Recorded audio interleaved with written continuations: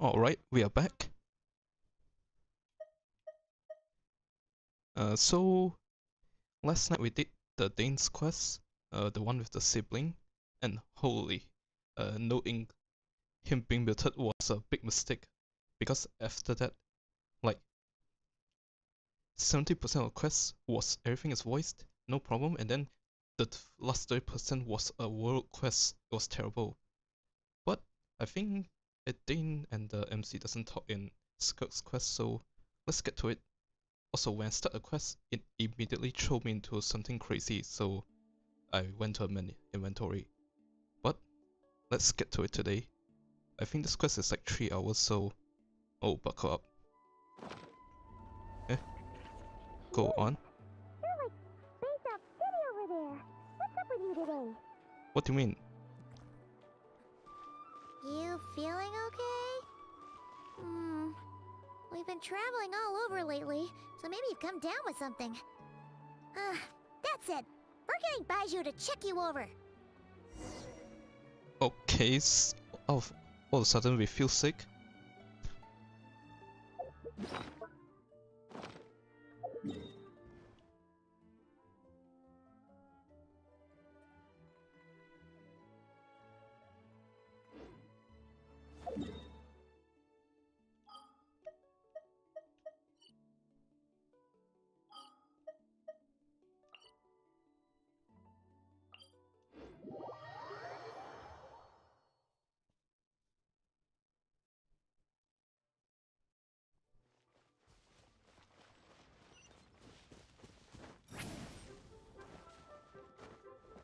This place is not prepared for Netland characters.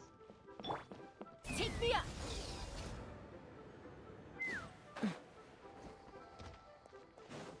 Oh.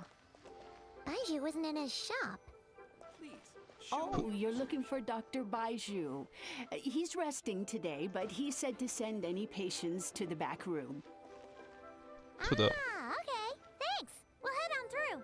to the back rooms? I felt that we were going there anyway.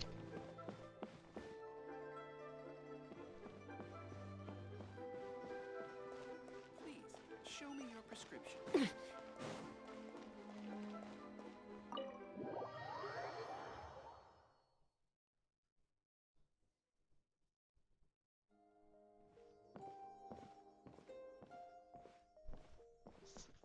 Oh, for fuck's sake. Looks like we have a special guest. Traveler, Paimon, welcome. What can I do for you? What the fuck? It's the Traveler. He looks absolutely beat these days. He has these huge dark circles around his eyes, like he What? hasn't slept a wink. Yeah, well, last night our Prigo we know turned out to be Hilitro, so And he keeps spacing out. You have to call his name several times before he snaps out of it. What do you think it is? Is he sick? if the traveler's prone to sickness. I find this surprising. Very peculiar. In all the time we've been acquainted, this is the first time you've come to me with a health complaint. Come, let me take a look at you. You sound like Hugo.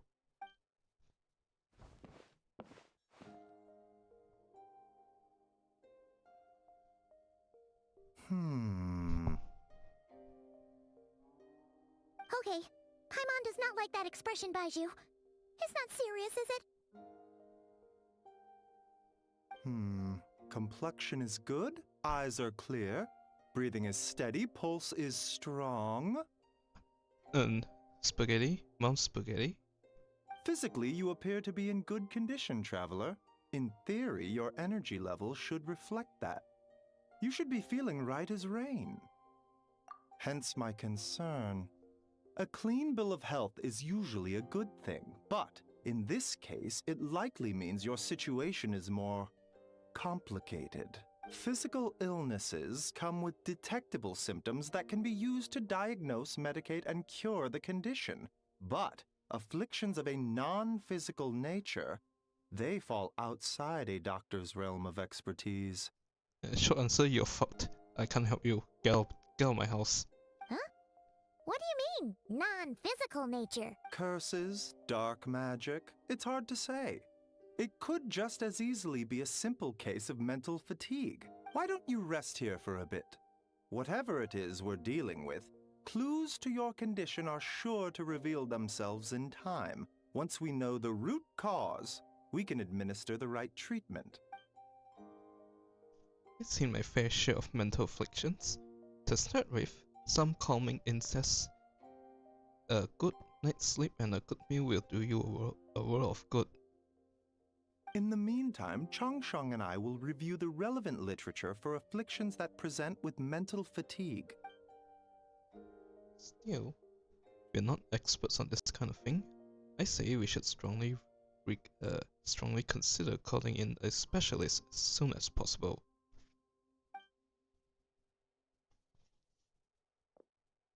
Oh, must be a rare condition if not even Baizhu and Changsheng have seen it before. Well, all we can do is take their advice. You look like you're about to collapse anyway. Just get some rest. Paimon will be right here by your side. Fingers crossed you'll be all better when you wake up.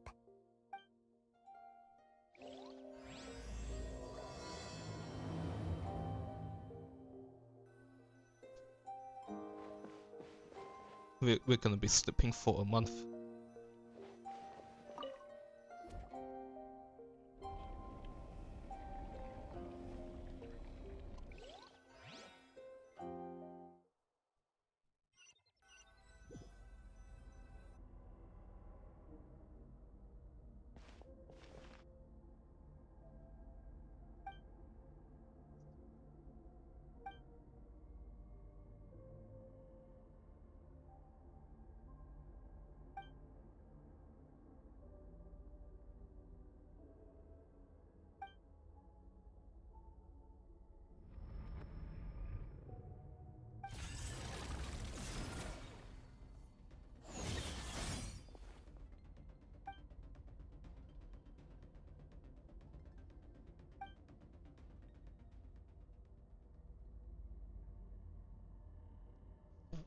Part of me is missing, and now I will take Xing.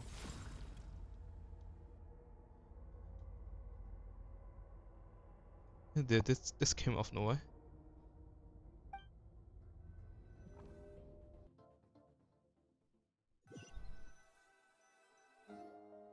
Traveler! Traveler! What the fuck? We actually wake up? Rise and shine! Time to wake up! For once, you're making Paimon look like an early riser. A cut? What? Did you scratch yourself in your sleep? Alright, let Paimon take a look. Nope, nothing there. Wait, did you have a nightmare? Okay, don't panic. Paimon heard that dreams tell us what we need by showing us the opposite. So, if you had a nightmare, maybe all you need is something to cheer you.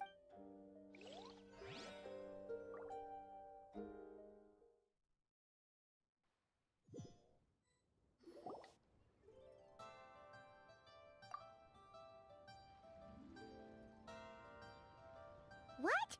So, in this dream, you were trapped in a weird place with thick fog everywhere, and then a spike came out of nowhere and stabbed you in the back? Wait, I know this place. And there's a chance a certain someone will appear. Oh. Okay, well, that's a new one. Are you sure it was a dream? Because from the way you describe it, it sounds like you were really there. But then again, you woke up right where you went to bed. And you were definitely in a deep sleep this morning. Then, it's decided.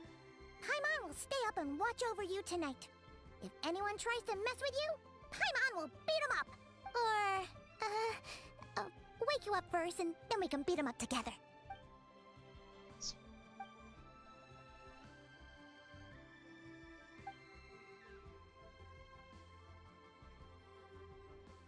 Something is missing? Did you just say something? The flesh remains whole, but the soul is incomplete. Left unresolved, the mind will wither away along with it. This how you show up? I mean, I was expecting someone else, but yeah, I guess you came out of nowhere. Ah! What the? Wait! Paimon remembers you! You're Child's master! Skirk. Right! What are you doing here? The last time we saw you was at the Primordial Sea in Fontaine, right? But then we left and never learned where you went after that.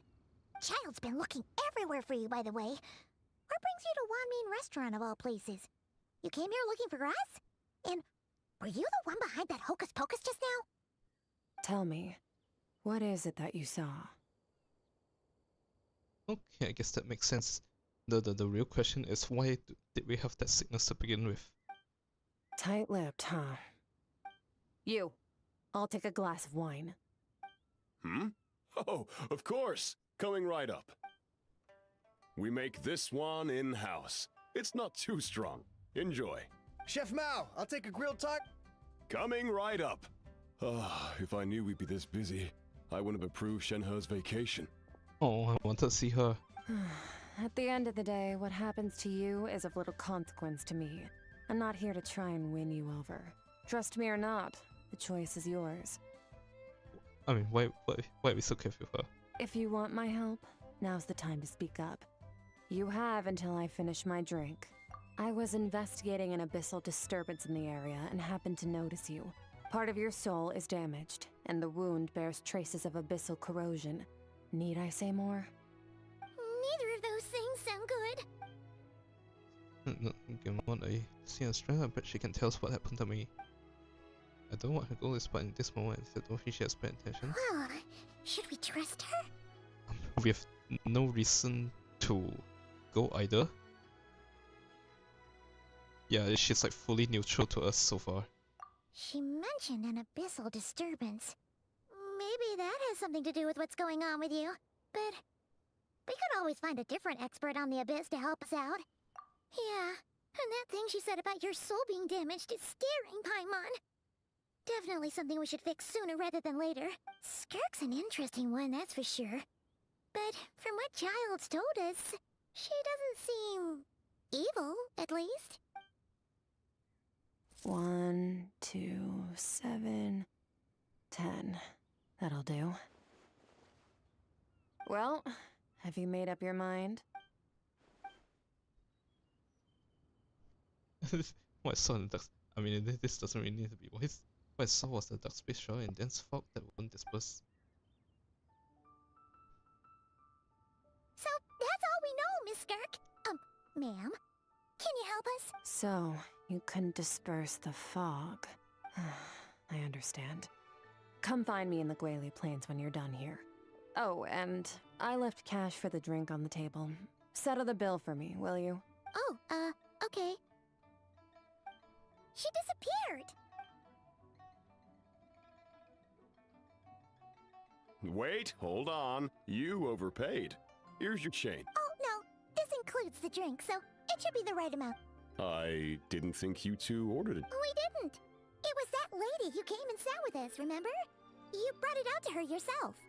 You sure? I could have sworn there were only 2 of you at that table. Okay, that's a weird thing she did. People only notice her when she's there and then completely forget when she's not. But I don't know why she did that. What? What'd you put in their dish, Chef Mao? Some kind of... Seeing things. Oh, now you mention it, that vaguely rings a bell. And it looks like I... Coming! Okay, it's random NPCs. Some voice actors come back, some don't. Okay, what was going on there? It's like they didn't remember Skirk being there at all. Even Paimon was half convinced we hallucinated the whole thing. But that this whole situation is giving Paimon the creeps. But anyway, she told us to head to the Guili Plain.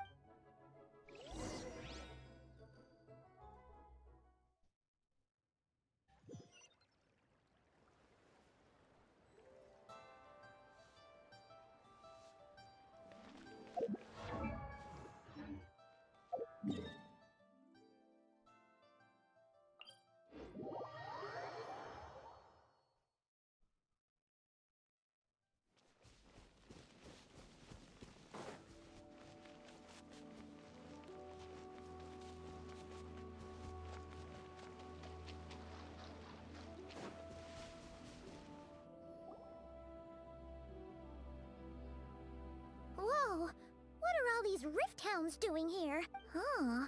Looks like they're collecting something. Let's go check it out.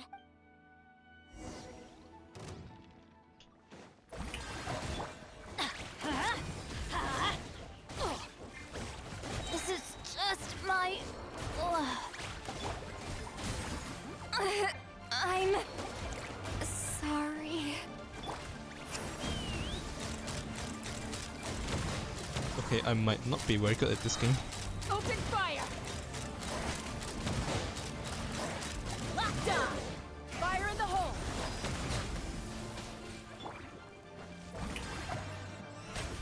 Let my name echo in song!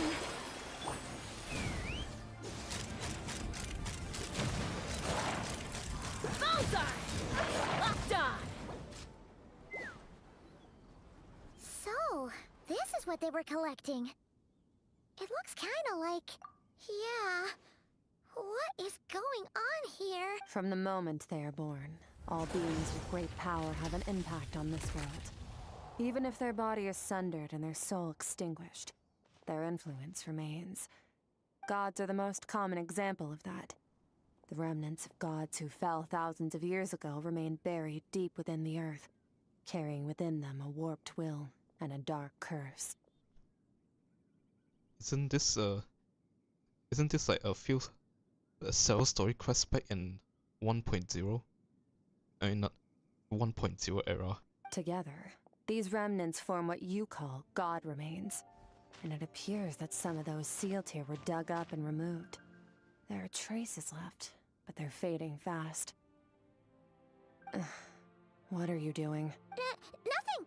Just wanted to make sure you were... real? She's definitely not a ghost traveler. Paimon poked her, and she's solid. Your life hangs in the balance, and that's what you're fixated on? Strange set of priorities. We don't really care. We went to a war today and both sides doesn't seem to care either. It was just a trick to avoid being perceived. If someone notices me, those memories are erased. Simple as that. Unlike you, I have no desire to establish a connection with the world. The weak and the lowly have no right to remember me. They're lucky they only have a few missing memories to show for it. Now, can we please get back on track? Okay. Right. The god remains. So, basically, there's now less of them here than there used to be, right? Isn't that a good thing? In our experience, god remains are 100% bad news. A lot of terrible things have happened because of them. Maybe it's a good thing by human standards, but power doesn't come from nothing, and it doesn't just disappear for no reason.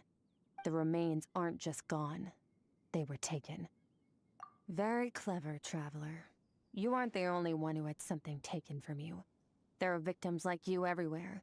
The only difference being, you can speak, and the remains cannot. So it went unnoticed.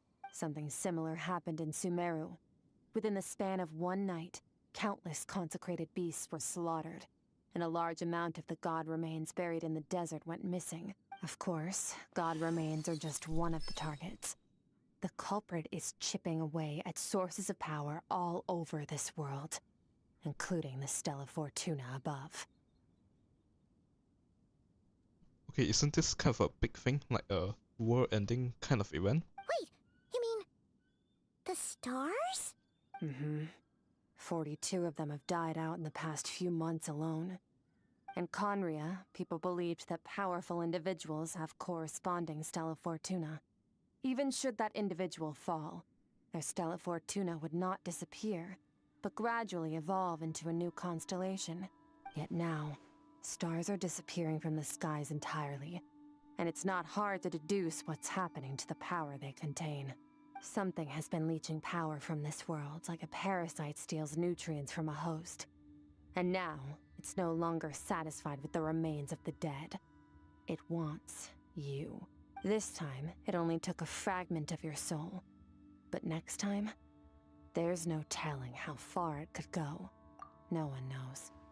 All I know for certain is this. Getting back what you lost will not be easy. Considering how much power this entity has stolen, it must be a god-level being by now at least. But that's not the real concern. Souls are fragile things, and yours could easily be crushed if you go up against it. That bush is moving around the ground because the model is inside the ground. It's not weird looking. So you're gonna help us, right? We're going to help each other. You are my ticket to uncovering this thing's true identity. Well, great! You seem super strong and you know a lot about the Abyss, so Paimon will take it. Don't get all mushy on me. All I'm doing is helping you get back to normal after a sudden crisis. And I should warn you, getting mixed up with me can have unforeseen consequences. We're on very different journeys. You don't want to be in my debt, trust me. You help me uncover the truth behind this entity, and I'll help you recover what you lost. This is a transaction, that's all. You would do well to remember that. Now, come along. Yeesh! You'd think she'd be a little friendlier since she's agreed to help us. But nope, she's just like when we met her in the Primordial Sea. So cool. Well, whatever. If that's how it's gonna be, then she doesn't deserve our friendship. What she does deserve is a super embarrassing nickname. Ah, Paimon's got it. Frosty the Lavender Melon. Serves that ice queen right. Anyway, the important thing is that we get that piece of your soul back. So, let's follow her and see what sort of plan she's got. You're the only other being in Tibet called a lavender melon.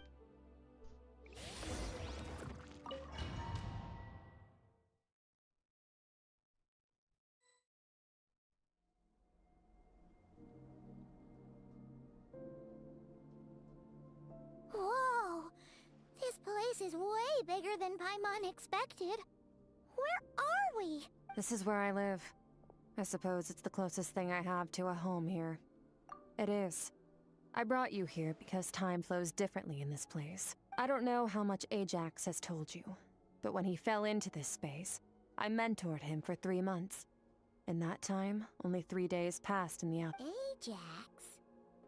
Oh, right! That's Child's real name! Yeah, Paimon remembers him mentioning something like that. Wait, why doesn't everyone go in here? They can train all day and then come out super powerful without much time. So, a month here is equivalent to 1 day in the outside world? That should mean we're safe from that power-hungry soul snatcher for now, right?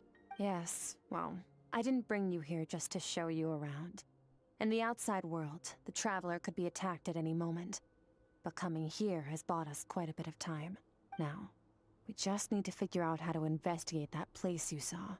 The one full of fog. Both your description and the abyssal disturbance I felt point to that space having some connection to the Abyss. It could even be a domain similar to this one. The thief who stole that fragment of your soul is hiding there. But the Abyss is a chaotic and turbulent place. If we want to pinpoint their location, we need to see what that space looks like without the fog. Abyssal power can grant a special form of sight.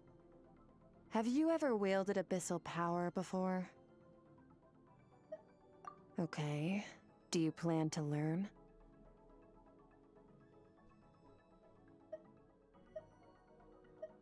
That tracks. All the information you have suggests the Abyss is something sinister, and that abyssal power is a wild and dangerous force that always spells disaster. And you're saying that's not true? Depends on your perspective. Floods and hurricanes take countless lives too. But if one day you gain the power to control them, what was once a calamity is now just another tool in your arsenal. I'll respect your opinion, though. Just means we have to turn to the second best option. A little abyss crystal that contains my power. Wear it on your head, and we'll be able to perform dream mirroring when we fall asleep. Dream mirroring? It means experiencing whatever the other person is dreaming. Everything they see, think, and feel. Since you haven't studied the art of using abyssal power, and have no plans to jump in the deep end right now, I'll have to do the investigating for you. With dream mirroring, every time you slip into a deep sleep, I'll see with my own eyes whatever scene plays out in your mind. Then, I can guide you through the dream environment, and we'll take back what was stolen from you. Huh. You make it sound so simple.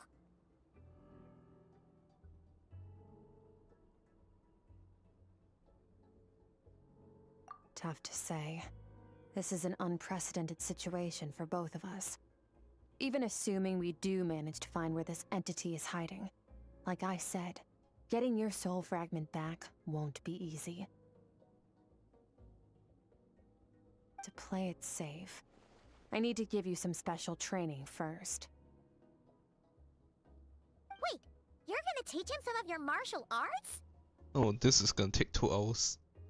Does that mean the next time we see Child, we have to treat him like our senior? Do as you want. For my part, I don't see you as my disciples. You're already a pretty good fighter. All I'm planning to do is build on your current skills and train you for the specific scenarios that I think we might face.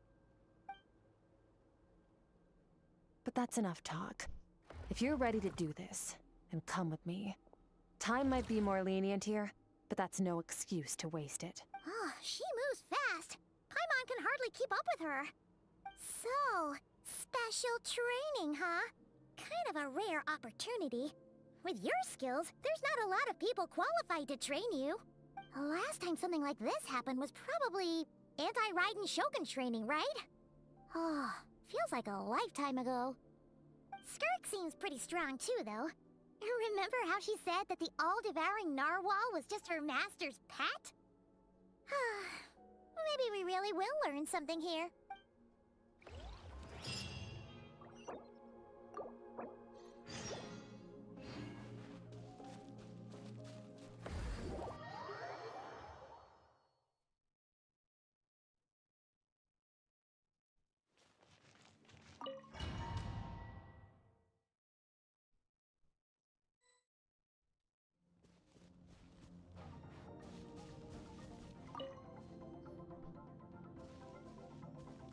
Ready?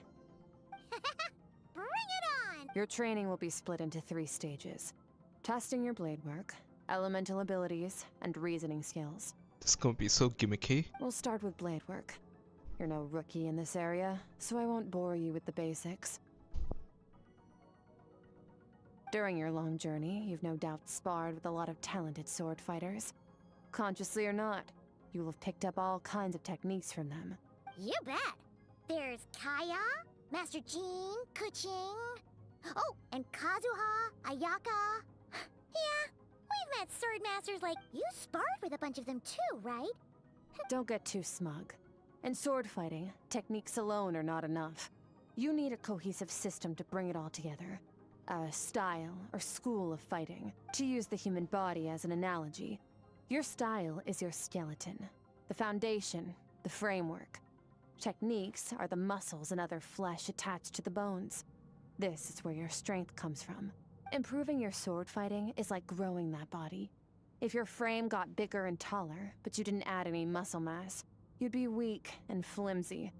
Then again, if you packed on pounds of flesh without a big enough frame to support it, you'd end up bloated and unwieldy.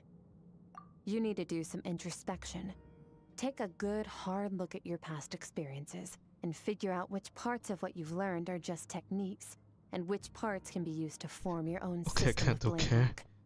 Only then will you get the full utility out of all your thoughts and observations along the way. Only then will every strike you deliver make perfect sense. Wait, is that it?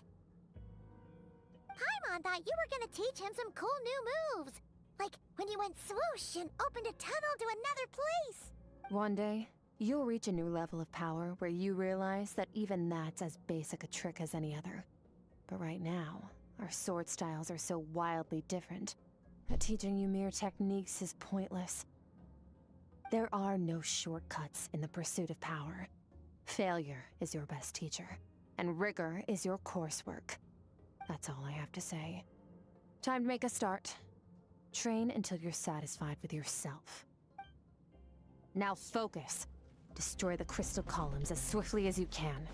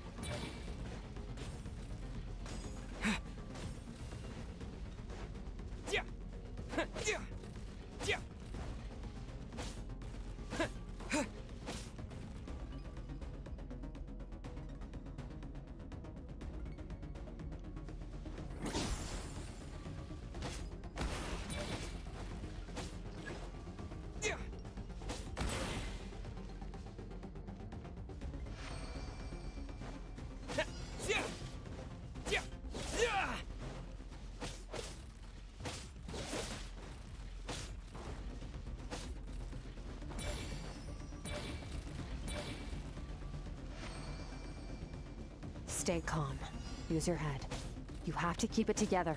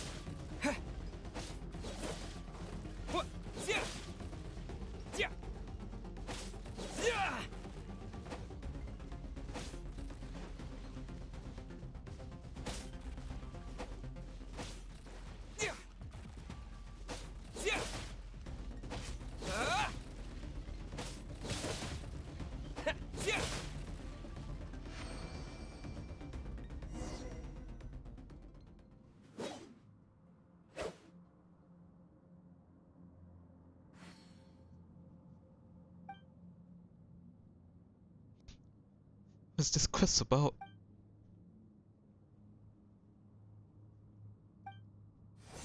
This moment will be frozen in time. Cut to the chase.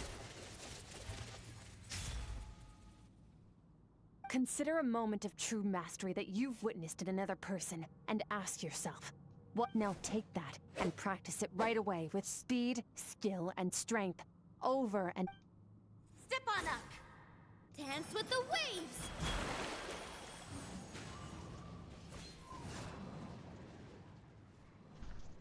Okay, Neil of all people is not using swordsmanship.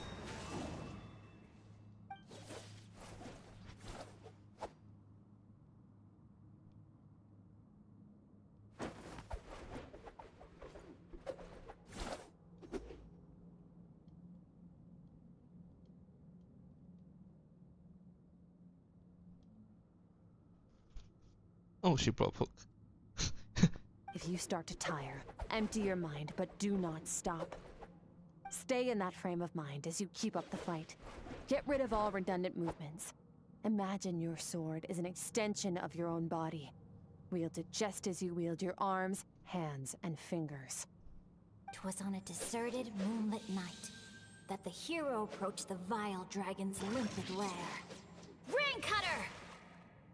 Feathers fleeting wet, the white heron treads water, a sight without flaw. Master of Inazuma Kamisato art Tachijutsu.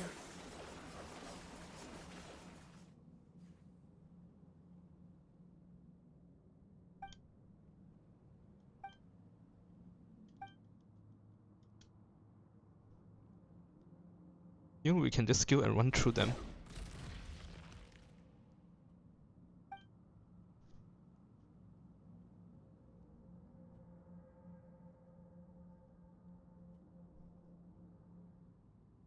Huh. Looks like you've made some real progress. That concludes your training session. Awesome! Paimon knew you could do it! How do you feel? As you should be. Time flies when you're training hard. You've actually been going for several days now with no rest.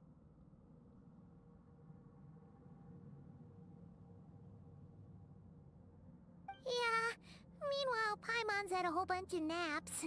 But you were so focused, she didn't want to interrupt you. Go get some sleep. I'll be doing the same very soon. Let's hope you see that foggy place in your dream, so I can get this investigation over and done with. Wait, how many steps left we have to do? We only had 40 minutes. That's like 2 hours and 10 minutes left.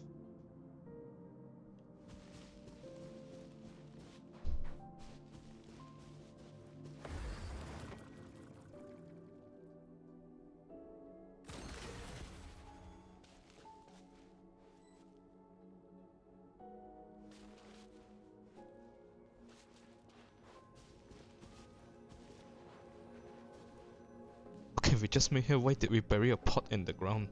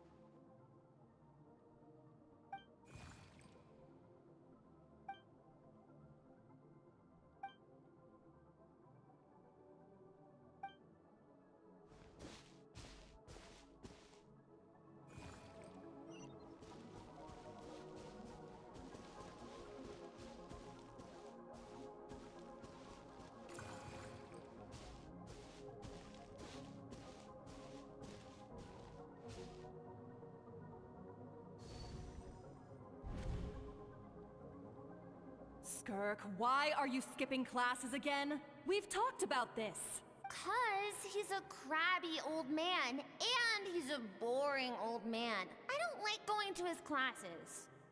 Excuse me. You shouldn't talk about your teacher like that. It's very disrespectful. All right, let's not get into a big fight about this. Skirk's learned what she needs. There's no point forcing her to sit through more classes if she doesn't want to be there. Okay, it's kind of a contrived way to dump her whole backstory to us.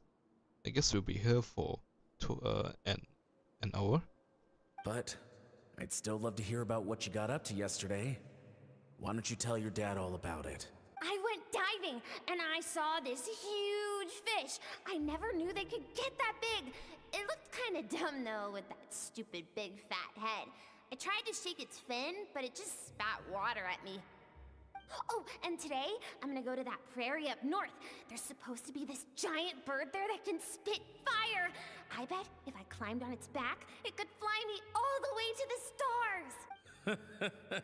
Then I suppose your old dad should get one as a pet too. Otherwise, how are you gonna hear me call you for dinner up there in the stars?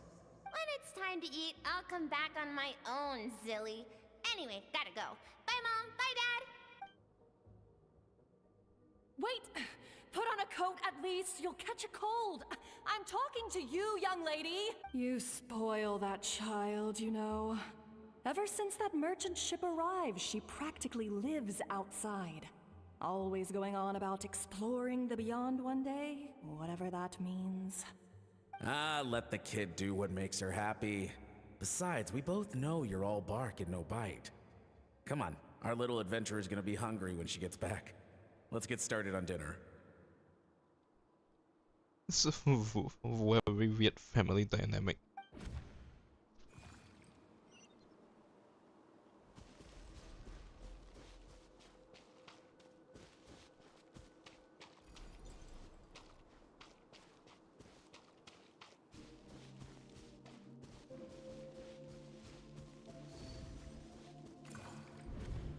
The stars shimmer high above. But what lies beyond the stars? Mountains as far as the eye can see? An endless snowy plain?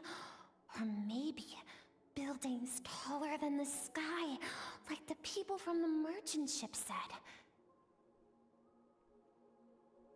I can't be the only one asking these questions. The universe is fascinating. If only I could meet some other people like me. I'm sick of being a kid.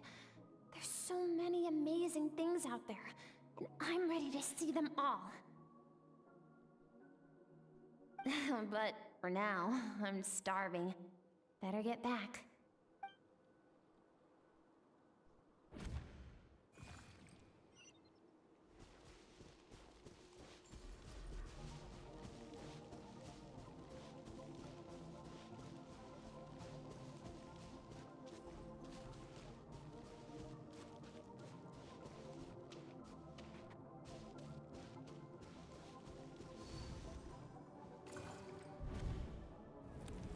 Don't let a single one of them get away! No, please, spare Why? the children! Stay back! They're coming! Run! Help! Eliminate the threat. Take them down. Don't be scared. Ah! This way! We'll never make it! Fire. There's fire everywhere. What happened? I told you we shouldn't have trusted these outsiders!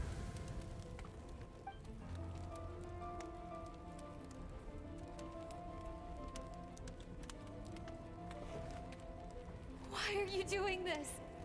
What did we do to deserve this? We welcomed you with our finest food and drink, showed you the best our home has to offer, gifted you cloth dyed by our own hands. And this is how you treat us? Run! Save yourselves! Captain, Zone 3 is clear and we have Zone 2 surrounded. Begin extermination. Remember the orders from upper command. No one is to be left alive. Rest assured, sir. We have enough munitions to annihilate these savages and burn their entire civilization to the ground. Good. The only ones who put up a real fight are that man and his wife, correct? What's their status? We shot the man in the ankles and the wife broke her wrist attempting to fight back. They won't be doing much more fighting. They're holed up in their home for now, but they won't last long. To prevent them from making some kind of last stand, we're planning to clear out the other zones first so we can send a bigger squadron to surround them. Well, well. Turns out some of these beasts do know how to use their claws. Now the threat these savages pose will be undeniable. They call them a civilization. Let them cling to what's left of their lives for a little longer. Once the other zones are cleared, I'll cut off their heads myself.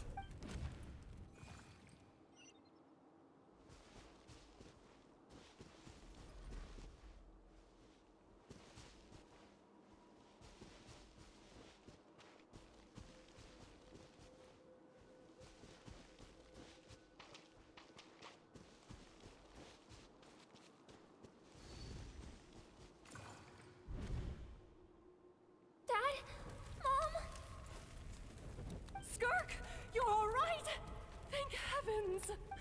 I'm so happy to see you, sweet girl. But you need to go. It isn't safe here.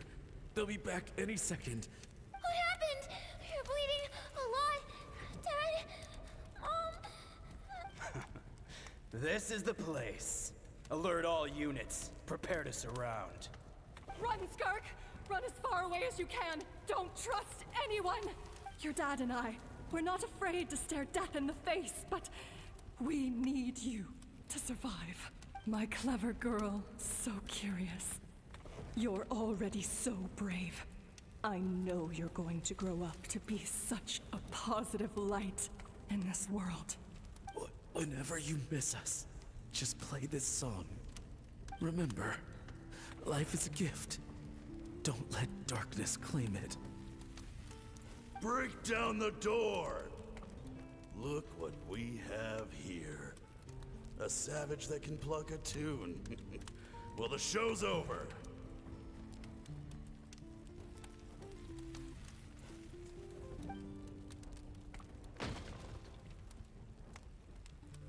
You! Stop singing! Shut it! I said shut it or I'll make you! Fine. Have it your way!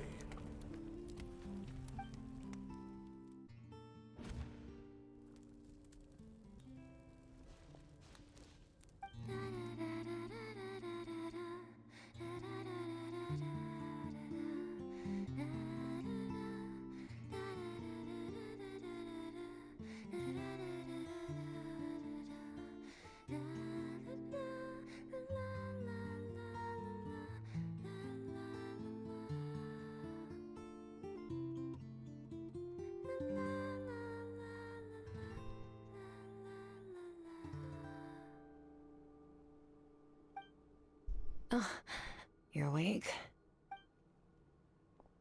I found a few clues while you were asleep, but it's only a start. Now, time for the second stage of your training. This time, the focus is elemental energy. Come find me when you're ready to begin.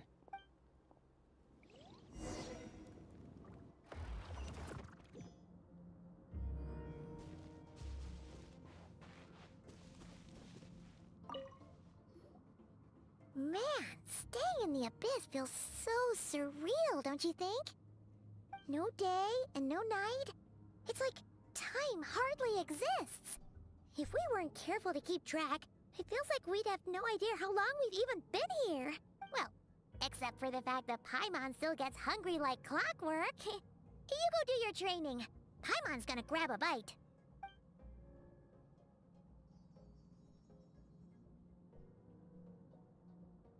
The way I see it, the pursuit of power is divided into 3 stages. The first is mastering the use of standard weapons. Next is learning how to harness natural energy. And after that, you're free to challenge even higher dimensions. The natural energy of Teyvat is, of course, elemental energy. But that's not my area of expertise. I draw from a different source of power.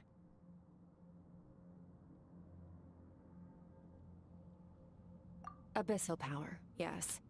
Also known as the power of the Void Realm. My master, Sertologi, is a true expert in that area. After all, he was one of the group of 5 that infamously stole the all-encompassing power of the Abyss. An act for which the people of Conria gave them the epithet, the 5 Sinners. Yeah, Dean met Skirk before and he asked about Satology. The elemental energy of Tivad, on the other hand, is derived from the power of the Light Realm. These 2 forms of energy exist in direct opposition to each other. Suffice to say, there's not much I can teach you this time. A keen observation trap. Call it respecting local norms. The Abyss stands in direct conflict with the will of this world. So, to make my life easier, I disguise my power to make it appear cryo-like in nature. It's a technique I learned from some Conrian ruins, known as the 7 Shifting Serpent. If you ever change your mind about delving into abyssal power, I can teach it to you. So I've heard. You seem to have a knack for removing abyssal power. But is purification really what's going on there?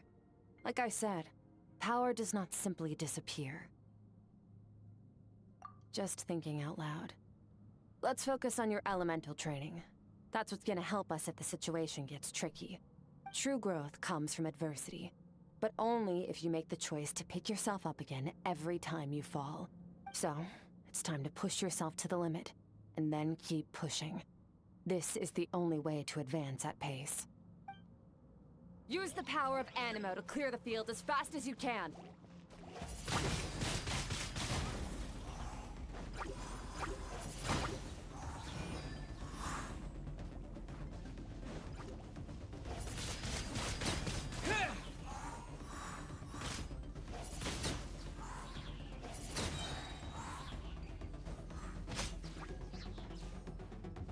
Disappear!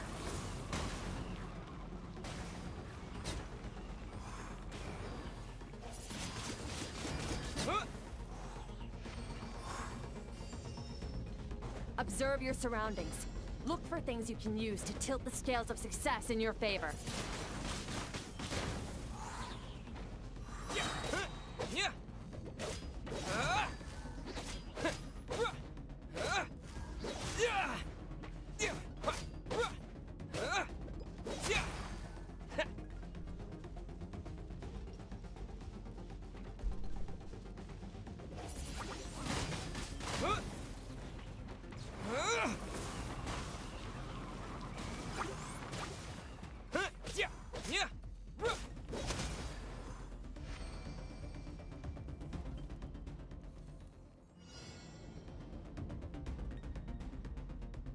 Use the power of Hydro to destroy the spikes. Piss shooter. It's kind of a cool, I should know that. Faster. Don't give them a chance to strike you. You need to be quicker than you were in your dream. You can't afford another injury like that.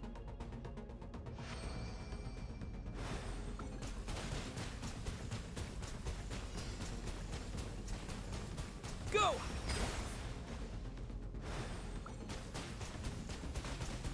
Faster! Faster! Faster! Faster!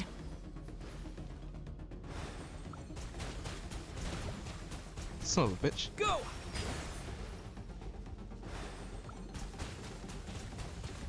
Go!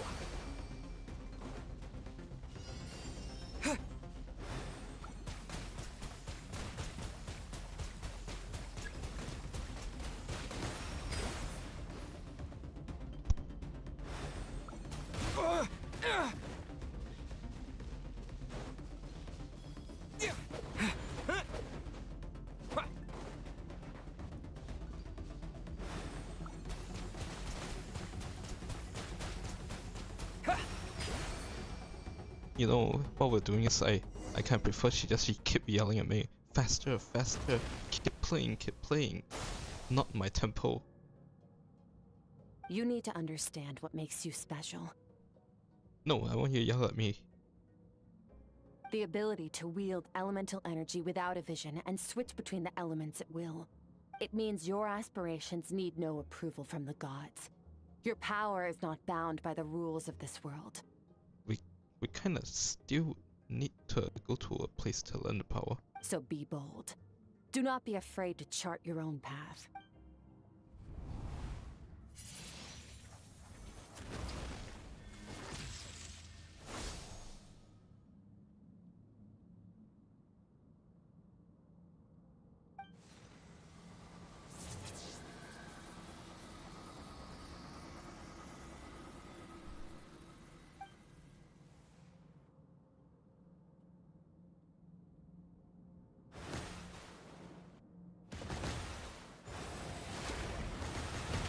You think I know that? Very good.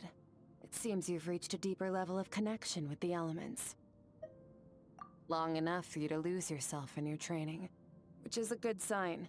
Relentless practice with the elements has drained all your strength, but it's also what allowed you to make progress. Get some rest. When you wake up, we'll proceed to the final stage of your training.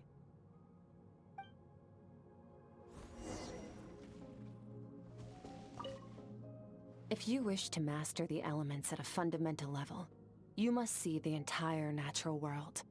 Nature in all its places and forms. That is part of what it means to be a traveler.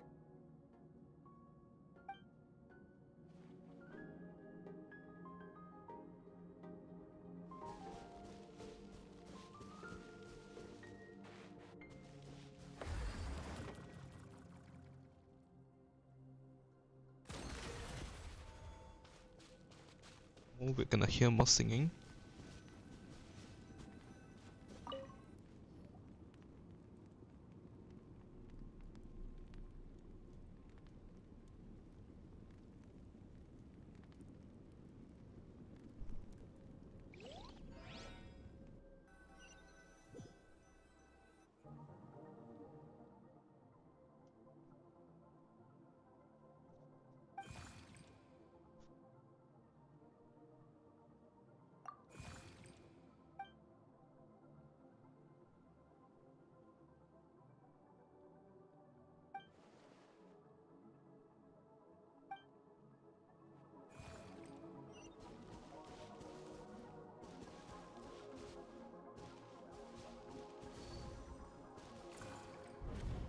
What is the secret to power?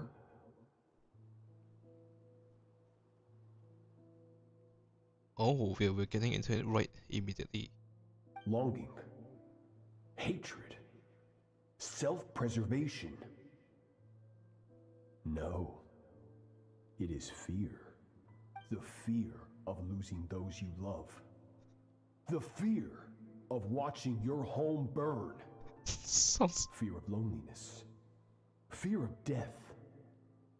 Okay, you get this is a sin, but he sounds like he's talking about a commercial. It's... Fear is the source of evolution.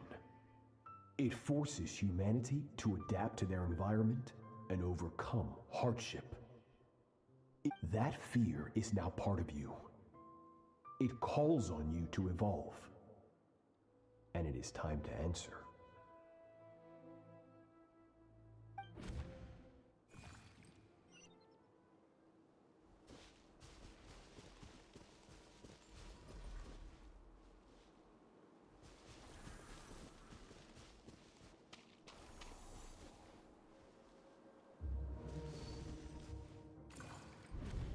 Any minute spent missing home is a minute wasted. Practice your sword work instead. Do not make me tell you twice. But, Master, I can barely lift the sword anymore. If I keep going, I feel like my wrist is going to break. So it has not broken yet. Then pick up your sword and keep practicing until it breaks. I want to hear the cracking and splintering of bone. After all, bones can always be reset. Can they?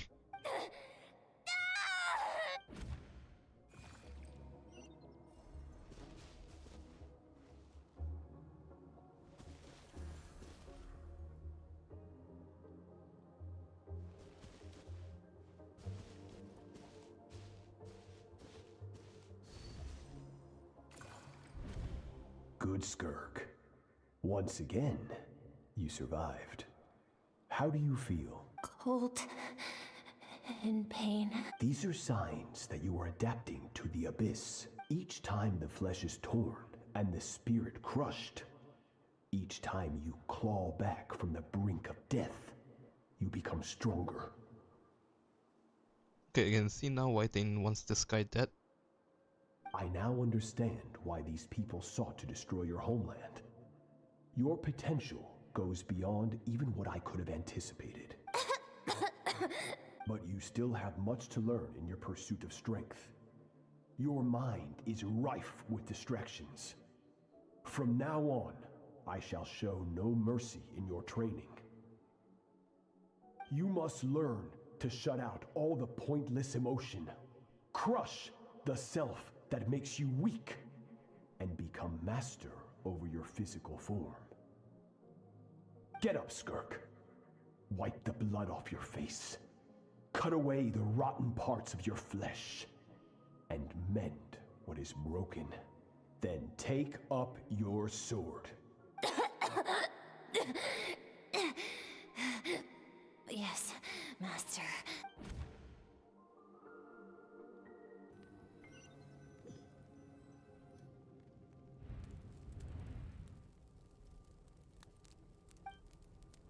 More singing. You're up! Hopefully you got some good rest. Skirk said to tell you that she's ready to start the final stage of your training whenever you are. So, want to head over now? Or did you want to wait a little?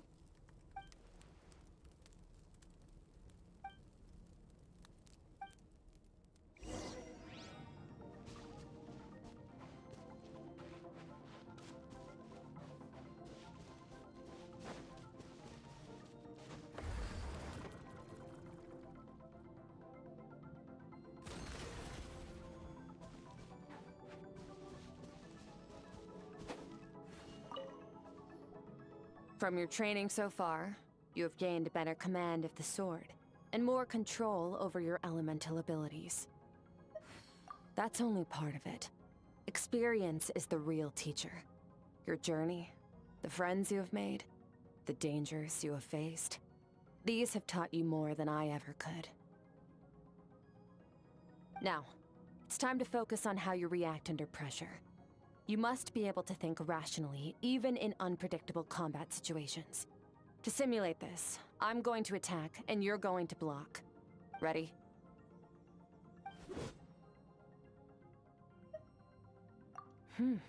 Not bad.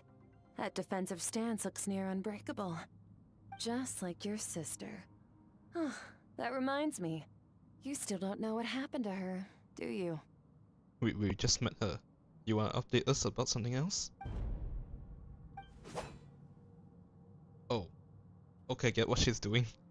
Hey, no fair! That's cheating! You think every opponent has the same moral code as you? You can denounce their deplorable methods all you want. But only if you live to tell the tale. The dead don't get to complain.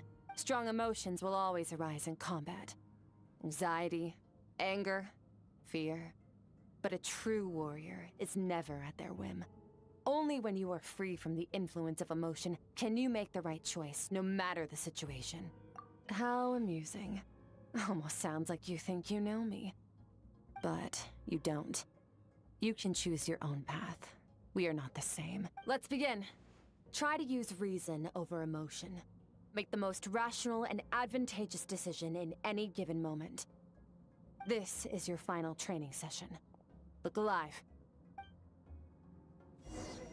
Same drill as before, but this time I'm going to interfere. Hold your focus. She just throws shit at you.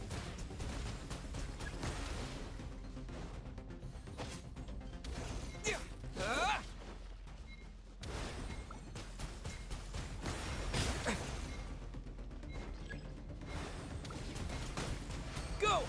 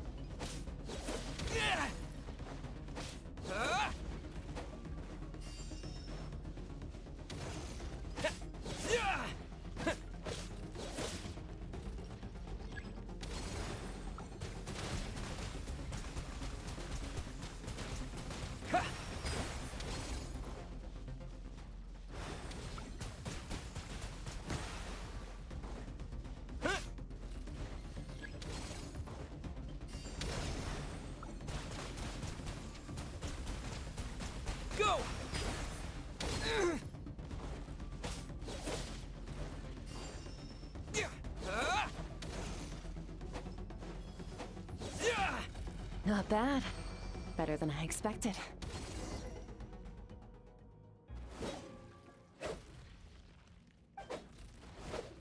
Keep playing, keep playing! Faster! Faster! You're getting the hang of it. The first step to controlling your emotions is controlling your mind. You want a unified train of thought. It all comes down to focus.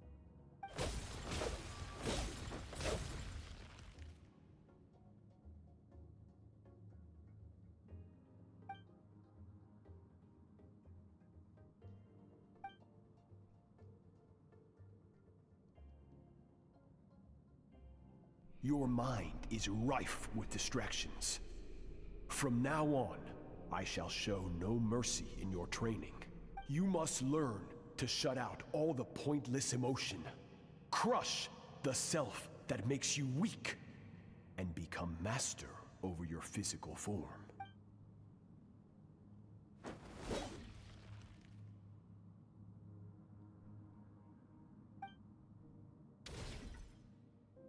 Stop. Let's pause here. One look, and I can tell your mind has wandered. That's to be expected. There's a limit to how long a human being can concentrate on one thing. Staying calm and focused sounds simple in theory, but in practice,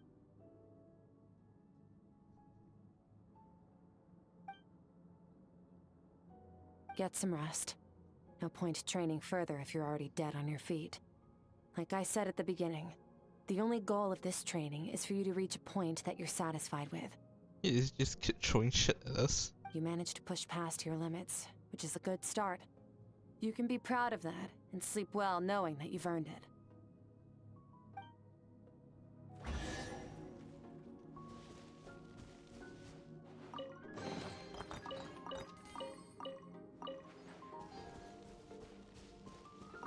Warriors will train day and night to perfect their skills.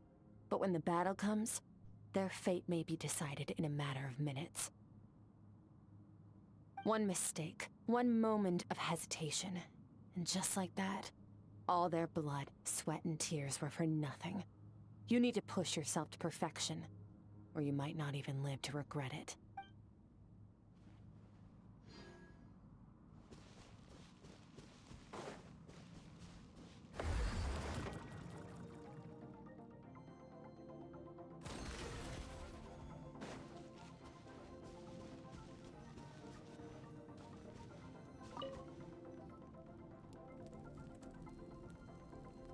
This pot is like embedded into the ground.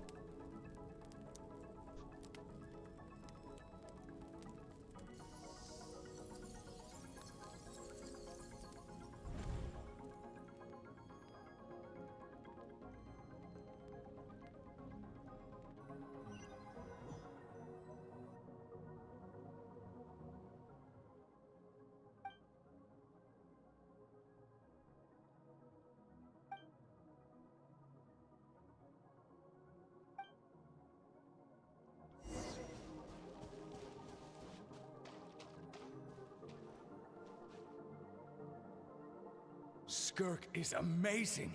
She faced down that terrifying giant and cut its head clean off. Oh, she got hurt though, didn't she? I heard it was pretty bad. Yeah, well, that's a given. But the moment she was on the mend, she got right back to practicing her sword work. I guess this is way before. I heard Master suffered a grave injury once too. Lost an arm and a leg and still came back stronger than ever. Skirk's becoming more like him by the day. Incredible.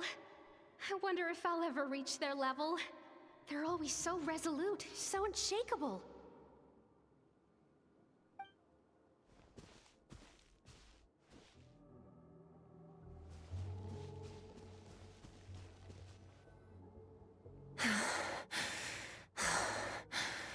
Pathetic. You're not even trying.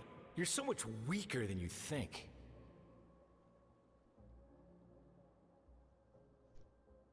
Is this after? Skirk, have you become a positive light in this world? Yeah, this sword. I guess it's always been her power since young age.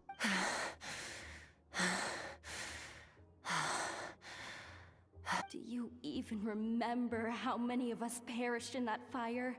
How many bodies were left to rot on the scorched earth? Yet you alone live on.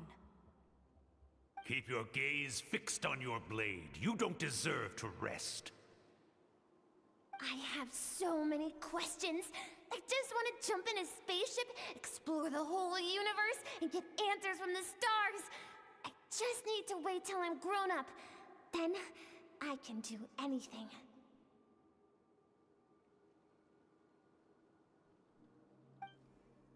Now, you must bid farewell to who you were in the past, and become someone stronger. Run, Skirk, run! Only death awaits us here. Keep running, and don't ever look back.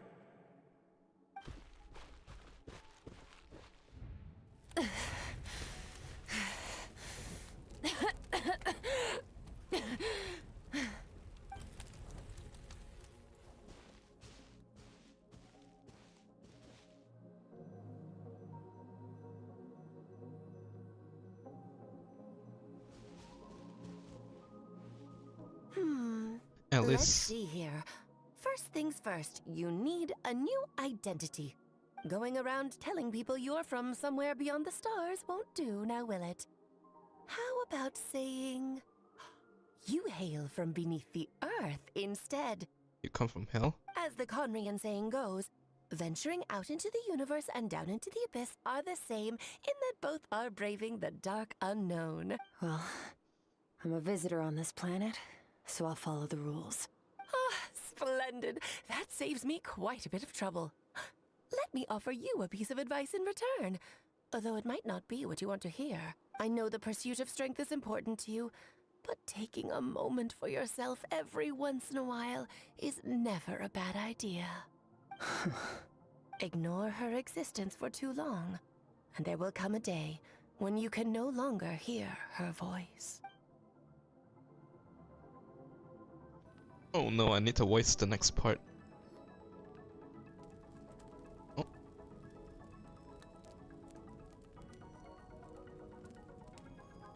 Paimon cook all that? Nope. You're awake! You must be starving, right? Ta-da! A barbecue feast just for you! Of course you are! That's why Skirk and Paimon got this all ready for you. Dig in! Before... well, if you're around someone long enough, it's bound to happen. Plus, Skirk can cook. So, Paimon decided she can forgive the whole Ice Queen thing. Paimon's not one to hold a grudge. Here's an idea. Let's save the chit-chat until after the meal.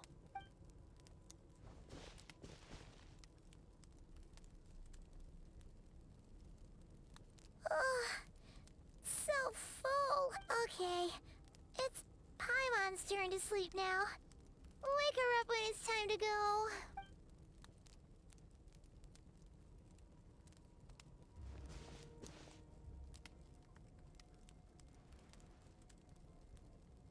I have good news. First, your training is complete. You have what it takes to wield immense power. Now it's just a matter of putting it into practice. Continue to learn from your journey and hone your skills against formidable opponents. Second, I've located the culprit we've been searching for. Next, we just need to retrieve the missing part of your soul, and our business will be concluded. When Ajax trained with me, he once told me he was bursting with questions. So I allowed him to ask me 3 of them before he left. Wait, you a genie? You and I may never meet again, Traveler. So if there's anything you want to ask me, now's your opportunity. Just like Ajax, I'll answer 3 of your questions.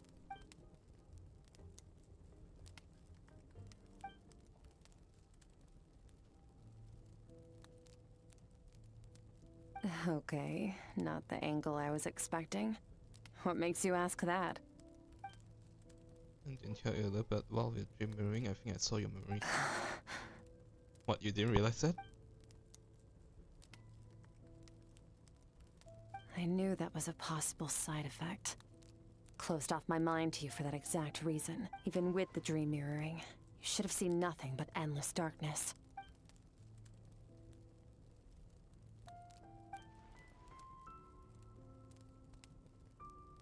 Whatever. Must have been a flaw in my execution. I shouldn't be too surprised. Due to some recent circumstances, my self-control has been lacking as of late. Since you've seen what you've seen, there's no reason to hide the truth. All I ask is that you keep it a secret. No, I'm not from Teyvat. I'm from a different planet. And there was a time when I journeyed through the stars. A lot like you in some ways. She didn't just came from there to here. She went to many places. No, we're different in that respect. You're influencing the fate of this world. But me, I'm just passing through.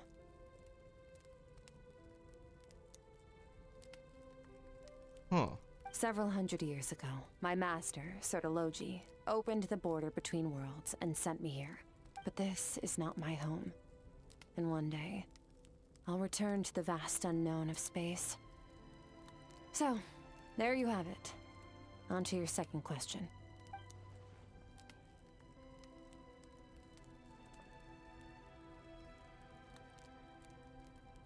I don't think she wants to come here. To become stronger.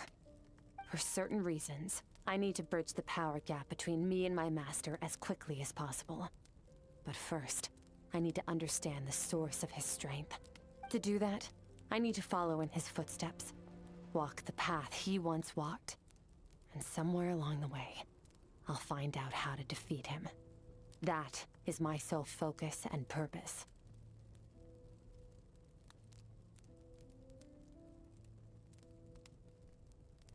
Okay, that's a roundabout way. Maybe this isn't her goal, but I think she means this guy pulled him here, and then she needs to defeat him in order to go back home.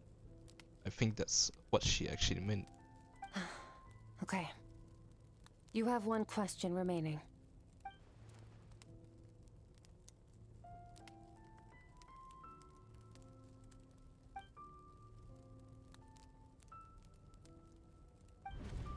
You make it sound so easy.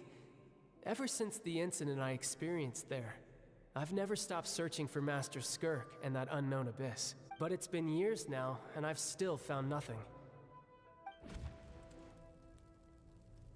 Well, your last question? Oh no. This doesn't help him. This is a yes or no question. If yes, then I don't know. I don't think she'll just tell him right away. Ajax, his situation is different than yours. Before you ever crossed paths with me, you'd already encountered many formidable people, studied their techniques, and developed your own skill set. So during your training, all I had to do was build upon that foundation. But Ajax was so young when he came to me. A complete blank canvas. Children can't help but imitate their role models. In the long run, that would only hinder his growth. Once Ajax has enough strength in his own right, I will allow us to meet again.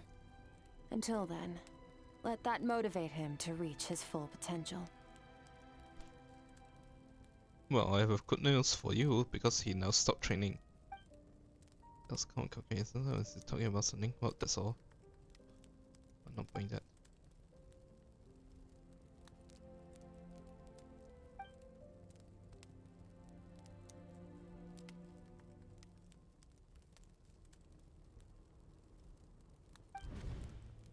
Unlike you, I have no desire to establish a connection with the world. The weak and the lowly have no right to remember me. They're lucky they only have a few missing memories to show for it.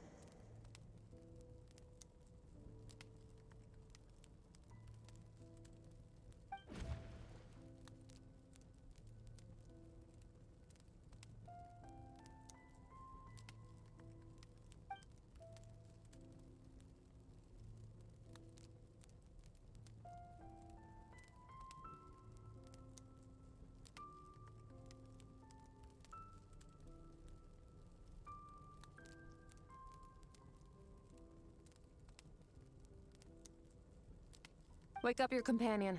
It's time to go.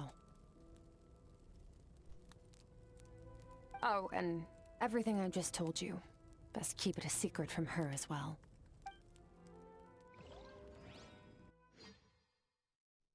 Also, thank God I don't need a voice stain. Time to go. Oh, finally. Where are we headed? Just follow me. I'll open an abyssal rift close to the culprit's location. It will take us to where he's hiding.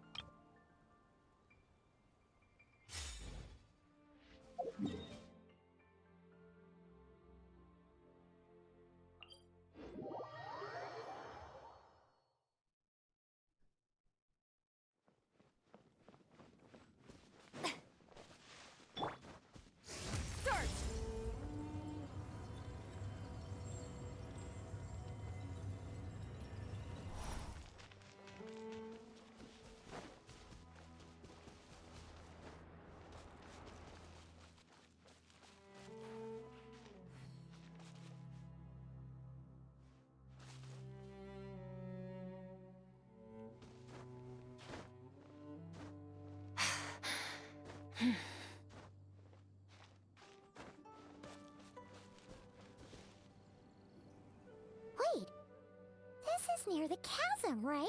Yes. If we enter from here, we'll be able to reach that place from your dream. You have some experience with abyssal domains by now, but still, this is someone else's territory. Best to proceed with caution. Don't worry, Paimon's an expert at hiding behind other people for safety. Oh, but, that means you need to stay safe, traveler. All right. Remember your training. Time to put it to use. Oh, we can use a pre-made. We can use a pre-made team.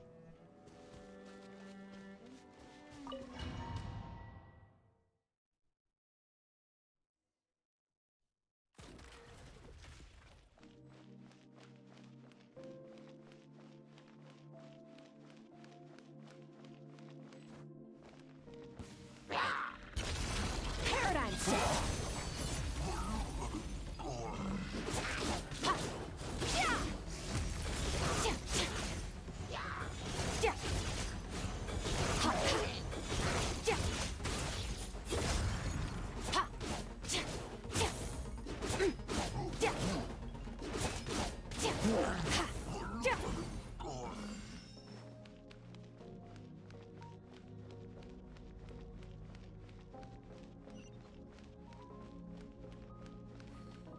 Annihilate.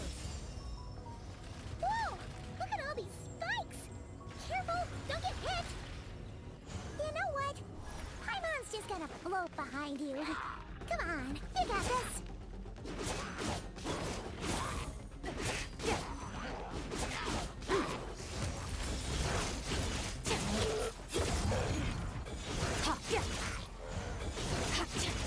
Hey, what are you two doing here?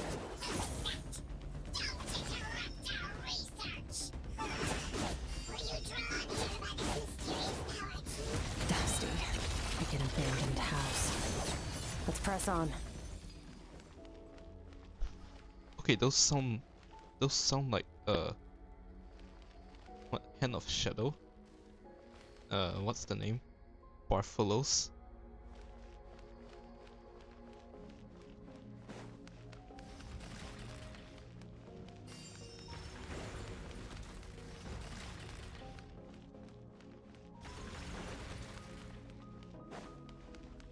Okay, those things are Stormtrooper aim.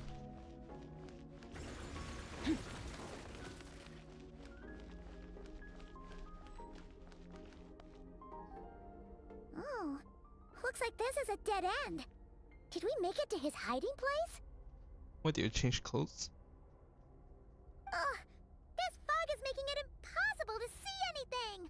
This should be the place where you were attacked, Traveler. The missing part of your soul should be nearby. Can you sense where it is?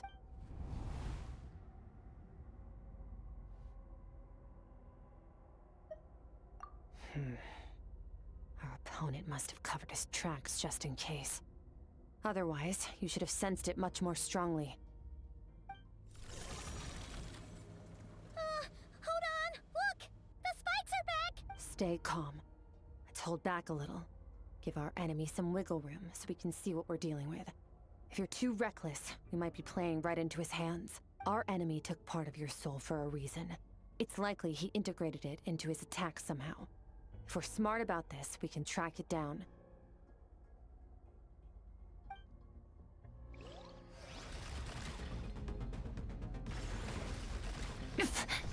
Sorry, I was checking something. Oh no. How could this be? Oh no.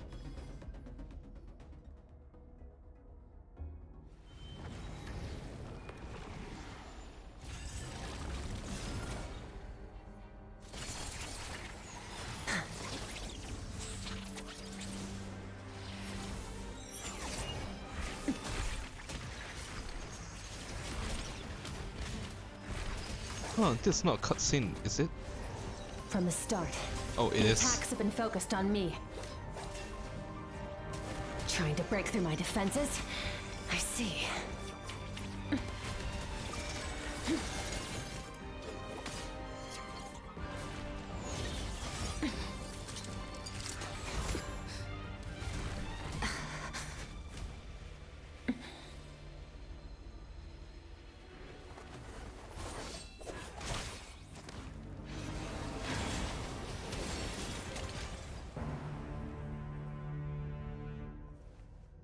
That thing was.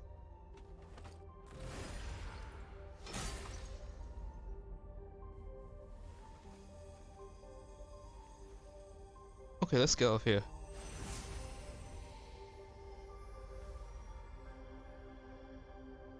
There. I got it back. Traveler! Skirk! What happened? It looked like Skirk just got...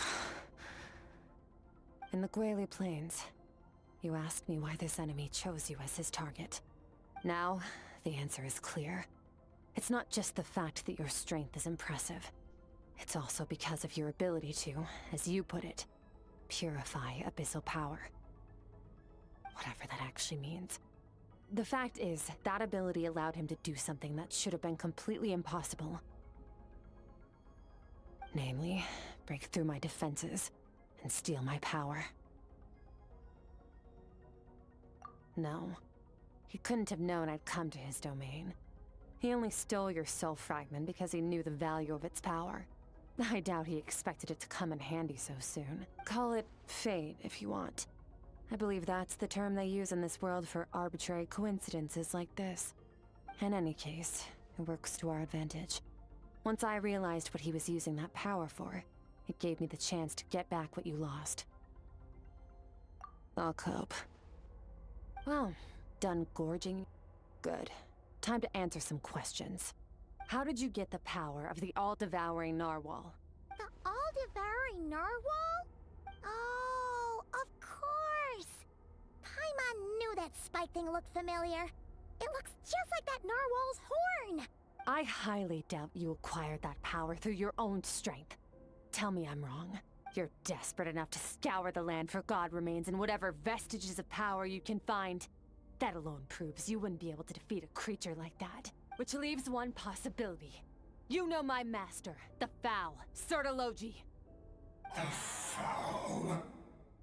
Who dares call him foul?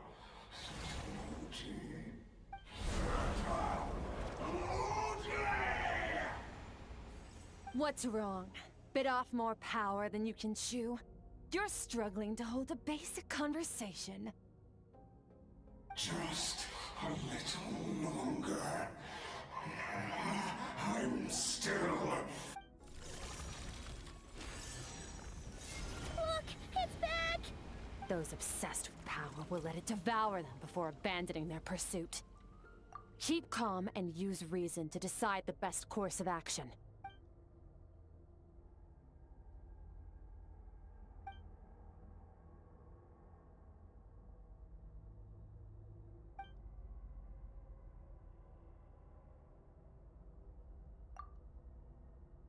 Wise decision. Final victory doesn't always come after a single battle. You've got your soul fragment back, so we both got what we came for. Let the enemy draw breath while he can. It won't be for long. Get us out of here, Traveler. You'll need to lead the way this time. Stormtrooper aim.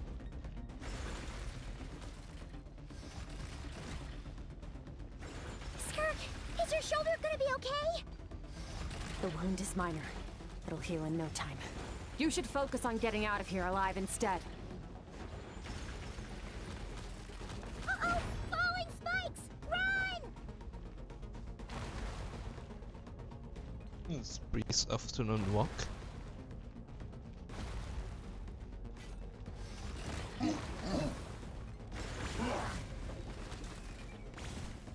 What is that aim? It's like they only shoot the moment you... They only shoot at the moment they lock onto you, not where you are about to go. Watch out! Looks like this place is about to collapse!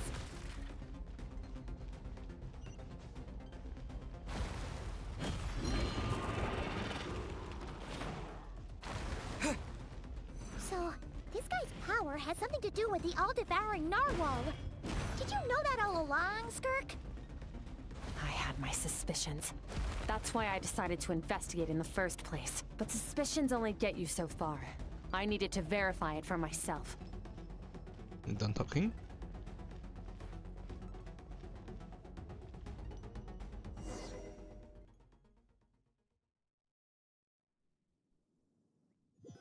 We're only halfway through the quest right now, I think. Phew. Oh, we should be safe here, right? I no longer sense his presence. Can't have followed us out of that abyssal domain. Weaklings like him will find that my power is not so easily controlled.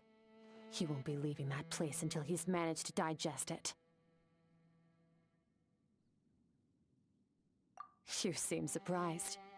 I suppose that's fair. You've seen but a fraction of what that whale is capable of. That gaping maw could swallow a planet whole.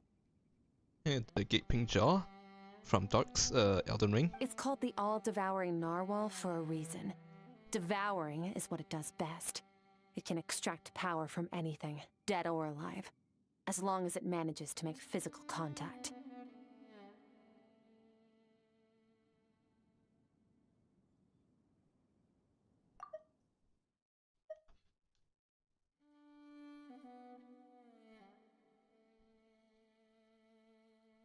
I can't take a picture.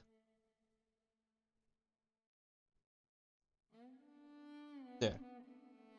I suppose that's... Yeah.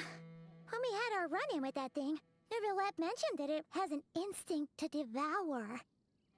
Your dragon friend recognized the nature of its abilities and used the power of Hydro to protect you. That worked because it was in a satiated state, so it was somewhat less aggressive than usual. It's a different story when it has no more power to feed off of. That's when its true voracious nature kicks in. It could devour everything on the planet in that state, which is why I cast it into that void space. But I hadn't counted on there being anyone left on this planet capable of wielding its power. To me, that says he must have encountered the whale a long time ago.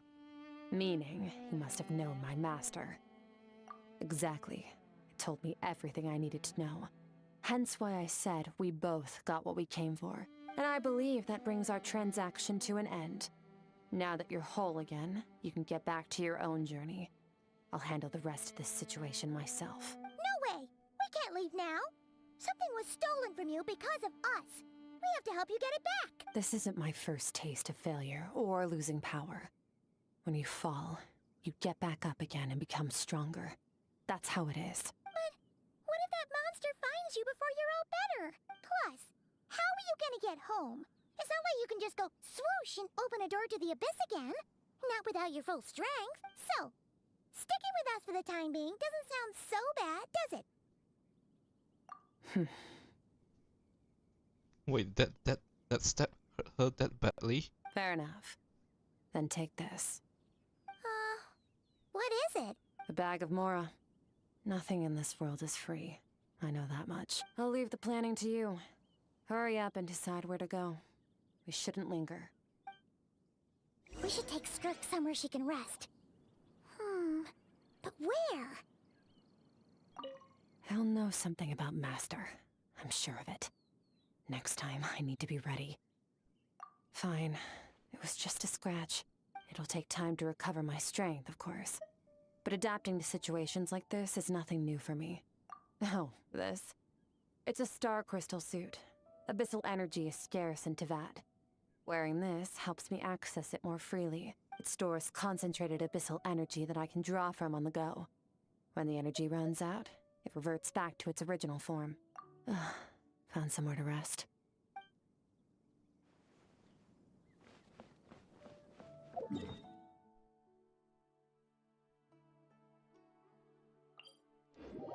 Oh no, not the milked snake again. Paimon gets the feeling Skirk wouldn't like being around a lot of people. Oh wait! Baiju said we could rest in the back room of the pharmacy, didn't he? Let's head there!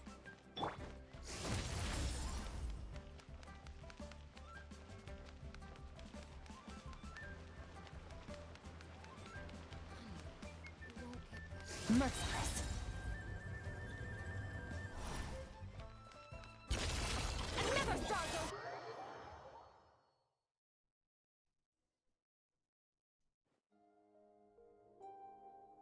Huh.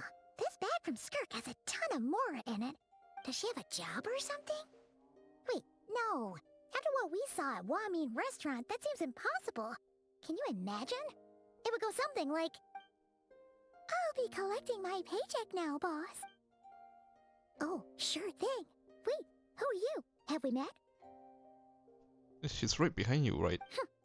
Can't hold a job if you make everyone forget about you. So, what did you do to get all this Mora?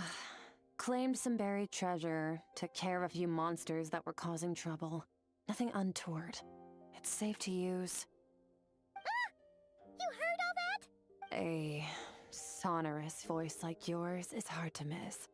I wouldn't be surprised if the sound of it traveled to the nearest mountaintop. Then, did you by chance happen to hear Paimon's little, joke earlier? You mean when you called me Frosty the Lavender Melon? No, sorry. Paimon totally misspoke just now. She didn't say that at all. It was, a Paimon lookalike. Yeah, she's a piece of work, that one. Always impersonating Paimon and giving people weird nicknames. Okay, fine. The truth is, Paimon didn't like you all that much at the start, but things are different now. You helped the Traveler in a big way, so what do you say? Friends? Ugh. I noticed there was only one bed. Go ahead and get some rest. Wait, what about you? I don't get tired, and I don't need rest. I'm going to practice my sword work. That should help me regain some strength. Do it outside, please. But your shoulder... Hey, don't just leave! Whatever. Let her tire herself out. She'll come back eventually. Let's get some sleep, Traveler. That comfy bed is calling, Paimon.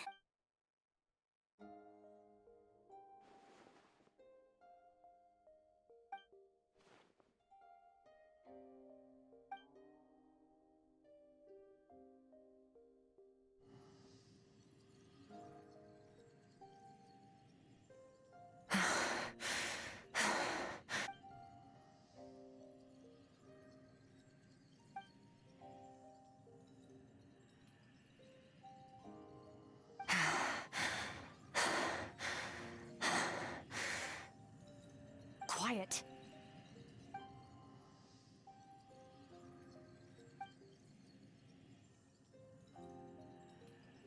Do you even remember how many of us perished in that fire?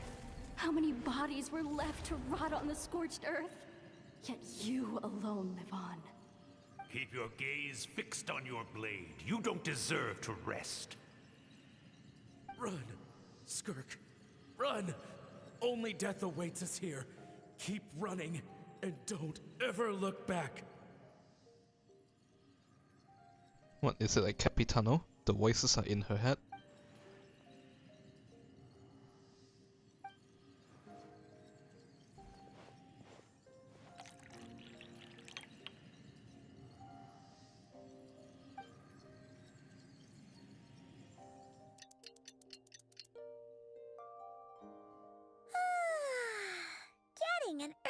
night's sleep is the best. That bed was so comfy. Wait, Skirk? Have you been sitting out here the whole night? The bed's all yours if you want it. About 60%. Maybe 70. Whew! Paimon thought it would take at least a couple of days. That was fast.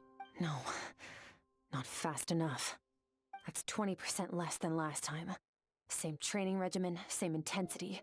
Nothing felt different, but somehow the outcome fell short. Now, I think the problem's with me. I need to meditate for the next 2 days. Deep introspection should help me find the issue. Ooh, sounds intense. We'll watch over you in the meantime, then. Thanks. See you in 2 days.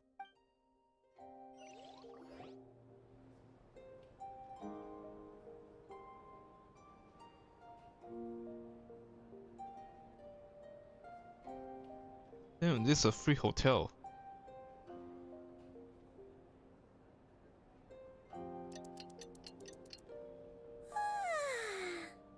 Skirk is still meditating, huh? It's been 2 days already. Shouldn't she be awake by now? Paimon can't think of anything we can do to help. Oh, wait! Breakfast! That's it! Paimon will go get breakfast! Skirk is gonna be starving when she wakes up. Be right back.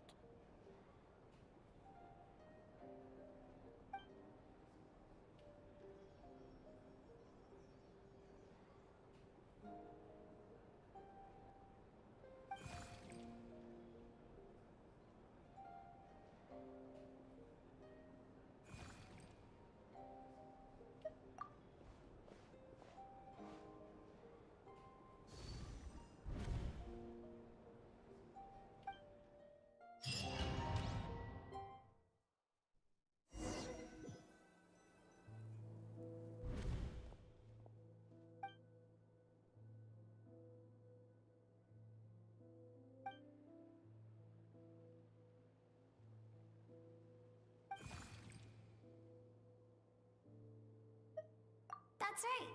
This is Skirk's inner world. Think of it as the threshold between the soul and dreams. This isn't your first time here, but what you remember is probably a space covered in darkness. I only managed to illuminate a small portion for you back then. Actually, it's my first time talking to someone like this. I only managed to break free and bring you here because the injury weakened her power. I guess that's why I can speak again, too. Call it fate, if you want. I think that's the word they use in this world for lucky coincidences like this, right? Now, before I take you to her, I gotta ask. You're the first outside visitor to ever come here, so what's your impression of this place? Oh, you noticed. This river represents Skirk's strength. Strength accumulates over time. It is the summation of a person's lived experience. So this river is where all the fragments of Skirk's life should converge into a single stream of memories and emotions, flowing forward as one. Paimon is cooking breakfast all by herself outside. But as you can see, this river has been severed numerous times. It's because Skirk doesn't like who she was in the past, when all she sees reflected in the river is a disgraceful shadow of who she was. She cuts through water and rock with the sword of reason, severs her connection with the past, and begins anew. You must learn to shut out all the pointless emotion. Crush the self that makes you weak, and become master over your physical form. This isn't my first taste of failure or losing power. When you fall, you get back up again and become stronger. That's how it is.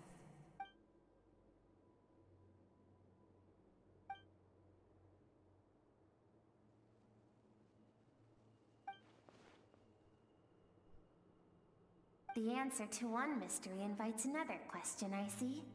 Let's follow the river upstream. There among the cliffs, Among the memories etched into her heart lies the truth of it all. Soon, you'll understand everything.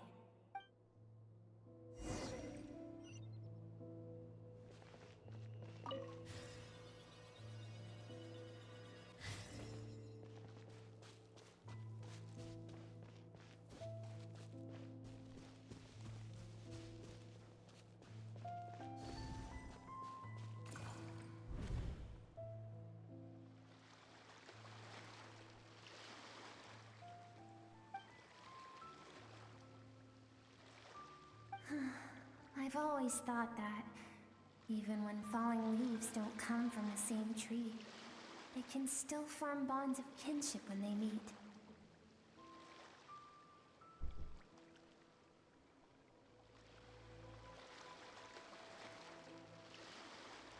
Like meteors, you both made a journey through the stars.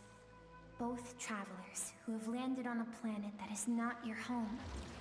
Yet, when she first noticed your presence, although she hesitated for a moment, she still chose to walk away, indifferent as ever.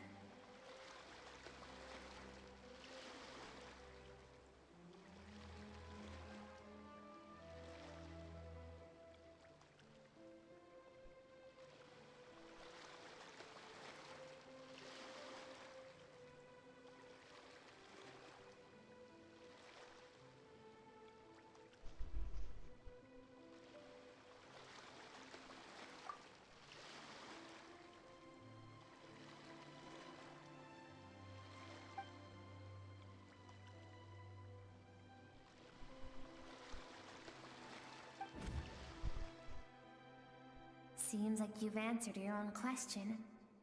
Skirk sees herself as a trespasser in this world. She's made a conscious choice to avoid altering its path. But the reason for that decision stems from events much earlier on in her life. Let's keep going. It's still a long way to the source of the river.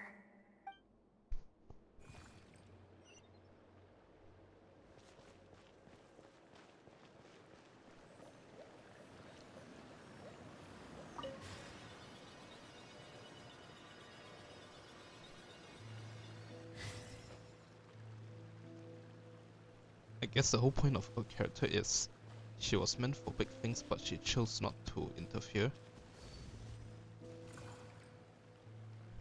You now have what it takes to wield immense power. From this day forth, I shall teach you no more. No one can become a worthy warrior through imitation alone. I have given you fangs and claws. Now, you must learn to hunt. You wish me to travel the world beyond on my own, Master?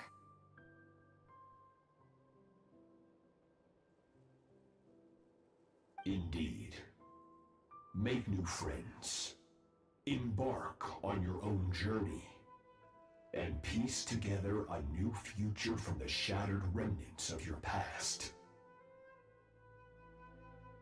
Wait, is this the same person?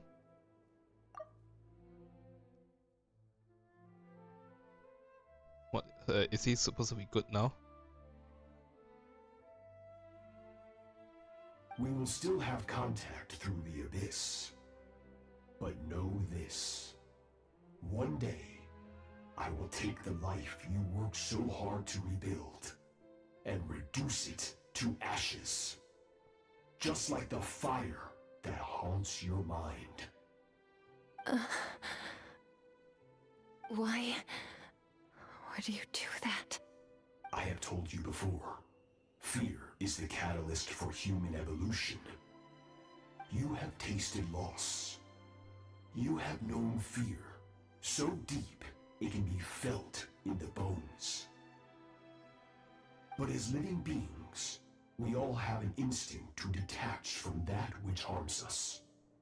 And thus pain dampens over time, and the acrid taste of fear becomes but a distant memory. Yet now, I have bestowed upon you the gift of fear eternal.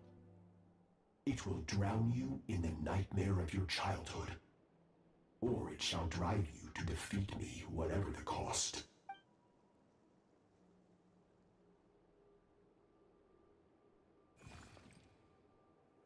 That is what Skirk's master, the foul Sertologi, looked like at one point in time. Of course, as a higher being, physical form is a triviality to him. He could appear as a beast, a human, or even a monster that defies description.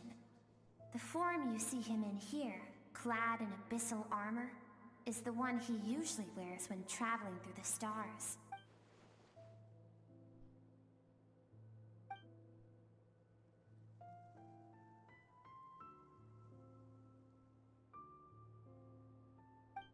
For certain reasons, I need to bridge the power gap between me and my master as quickly as possible. But first, I need to understand the source of his strength. She's kind of just stalling. I guess he wants to drive her into killing him, for some reason. But then she's kind of scared of that day, so she kind of just stall. He's just there waiting for her to come kill him. To do that, I need to follow in his footsteps, walk the path he once walked, and somewhere along the way, I'll find out how to defeat him. That is my sole focus and purpose.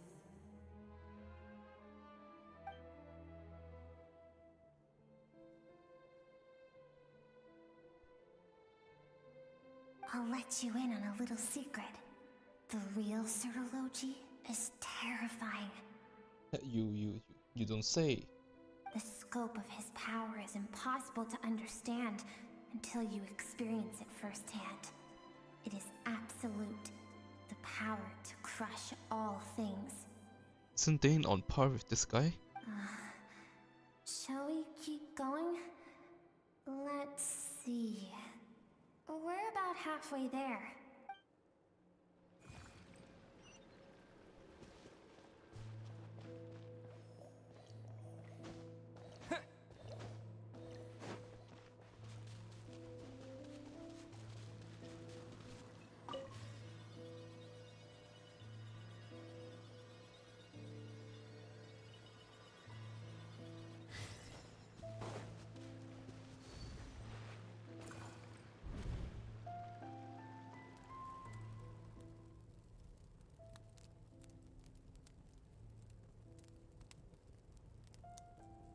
We've made it quite a ways already.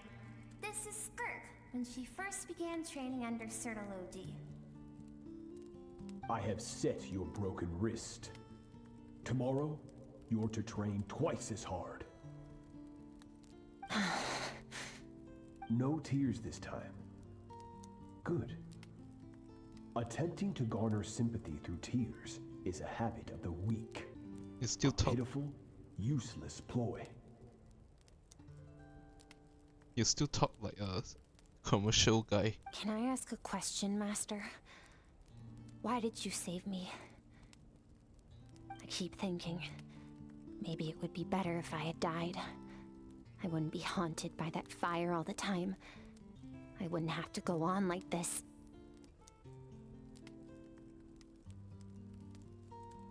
I saved you because I have a plan for you. It has been too long since I fought a battle that demanded my full strength, and I hunger for it. Every so-called genius and prodigy I have faced has crumbled like sand underfoot. Before me, even fate bends the knee. Isn't Dane looking for you? Unless you beat him before, but... So, I will teach you everything I know. Train you by whatever means necessary. In the hope that one day, you might surprise me. But I don't want to draw my sword against you, Master. What you want matters little. Among the boundless sea of stars, the cries of the weak are but faint murmurs that disappear into the void. You... Yes, Master. Who wrote him? Why is he written like this? From that day forward, all she knew was grueling training, emptiness, and fatigue. After some time, her talent bloomed, and she gained control over her emotions, like her master. It was not that human emotion disappeared from her heart, but that reason came to dictate all she was allowed to feel. I suppose it was at this point that she became the Skirk you know today.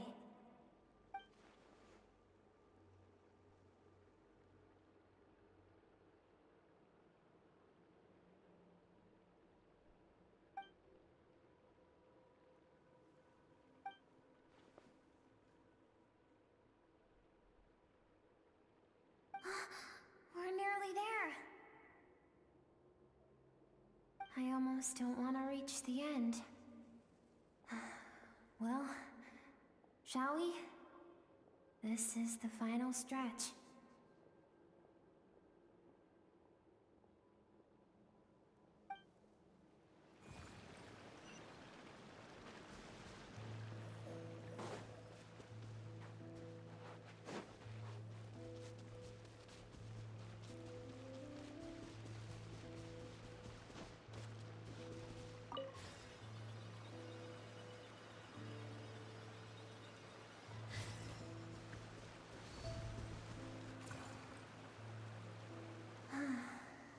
These are Skirk's happiest memories.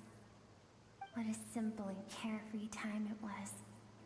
Wisps of clouds dotted the sky. The sun bathed everything in golden light. And when song filled the air, not even the shyest of flowers could resist swaying along. This is Skirk's homeland. She was so curious about everything as a child. Always skipping school to go exploring instead. There was so much to discover. The treasures at the bottom of the sea. The secrets beyond the stars. And that merchant ship packed with adults wearing those strange clothes. Yeah. It was a spaceship. When it arrived, the people that disembarked wore smiles on their faces and spoke of friendship. They claimed to be merchants from a neighboring planet, looking to establish trade. Skirk's parents, her relatives, her neighbors, everyone welcomed the newcomers with open arms and allowed them to explore the planet. To them, the visitors were guests and should be treated with hospitality.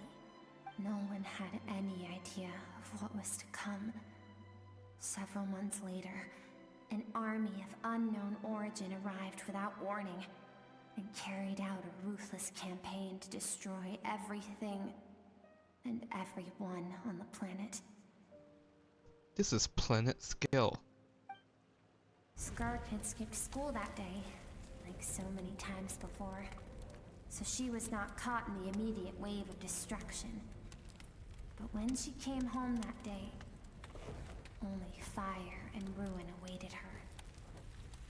Countless people cried out to her for help. People she knew and loved. Friends and relatives. The little girl who lived next door. The shop owner with the bad leg. The bad-tempered teacher she had made fun of just that morning. Their lives were discarded like worthless trash. As the fire consumed one life after another, Skirk was helpless. All she could do was run. And so she did. She kept running, until an unexpected figure crossed her path. Wait, what is that? Is there a wing on her back? If Sertology hadn't been there in that moment, the fire would have claimed her life too. And there she would have remained, left to rot in the scorched earth, with no answer as to why any of this was happening. Because she and her people were seen as a threat. As the initial merchant ship explored the planet, they discovered that it hadn't always had the condition to support life. Yet there was evidence of human activity, even during the periods of extreme heat or cold in the past. Further research reveals that, over time, the people of this planet had evolved the ability to adapt to any type of environment or energy source. For that reason, the outsiders viewed them as a potential threat, and decided to eliminate them before the threat could rear its head. And so, the army was called, and the so-called danger was wiped from the face of the planet. Okay, in media we actually did see this kind of examples, like in Invincible. I guess they see them as the real Tremites before they start their conquest. I guess that's their reason. Senseless, isn't it? Deemed a threat because of a gift they didn't even know they had. Perhaps it was their own innocence and kindness that doomed them.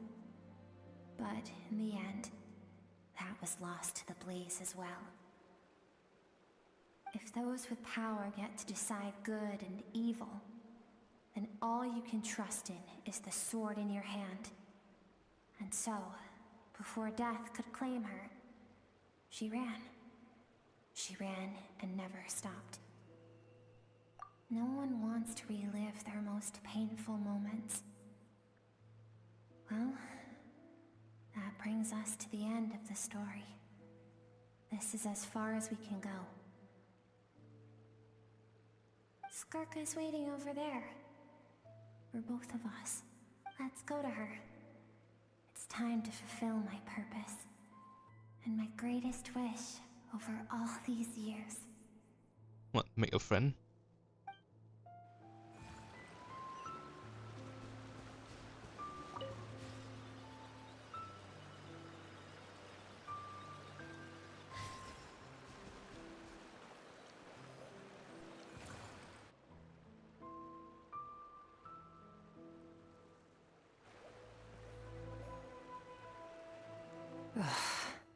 So all this, just so you could bring him here. I have things to say to you. Well, to me. I want someone to witness our reconciliation, even if it takes an argument to get there. And he is the best choice in this moment. Her suppressed emotional self. The version of herself she keeps locked in the recesses of her mind, stifled by reason. They have to stop doing the upside down angle, it's not working.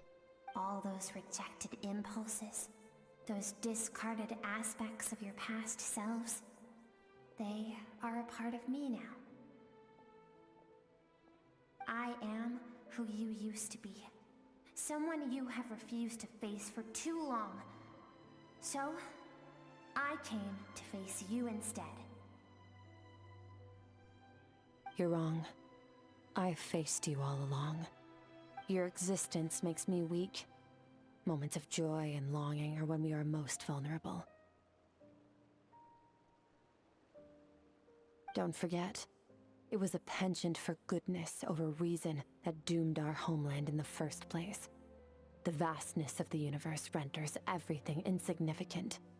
Our feelings most of all. Even so, learning from the mistakes of the past doesn't have to mean erasing everything. Strip yourself of your so-called weaknesses, emotions like kindness and empathy, and what makes you any different from the ruthless soldiers who slaughtered our people? The difference is that I'm doing what is right, what is necessary. I allow you to exist, but with limited freedom. That is the greatest kindness I can offer. I've shouldered everything you couldn't carry. I rose above the numbness and emptiness, and it was cold, unfeeling reason that brought me this far. It made me who I am. It made me strong. That is the problem. I want to shoulder those things together. On the grand scale of the entire universe, maybe our feelings are vanishingly small, but why should that mean they don't matter? Emotion gives warmth to the cold expanse of space. It gives meaning to the world around us. Think back to those nights of gazing at the stars, those afternoons of exploring the unknown. Think back and let them grant you peace. A brief respite from the pressure you put on yourself.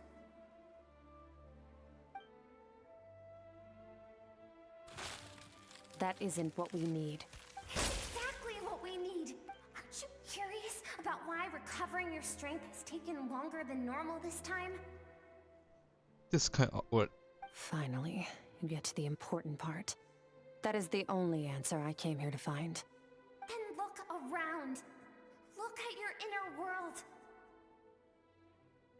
You cast aside your dreams and curiosity, and in doing so, you lost your original motivation. You severed all connection to who you used to be, so you can no longer draw strength from your past. Now, the only things driving you forward are fear and survivor's guilt. But these cannot take you far enough. And so, this river, the source of your strength, grows more polluted by the day. And you think that means I should seek help from a weak little thing like you?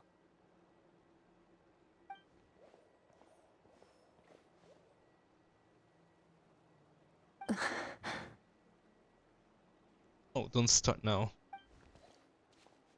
The fact that she transcended time and broke free from her constraints to come and face you, that proves it. Thank you for saying that. I knew bringing you here would be the right choice. To be honest, I'm not here to argue with you. This isn't about who's right or wrong. And in fact, I agree that in order to make it through the wake of that tragedy, we had to distance ourselves from the pain through reason over emotion.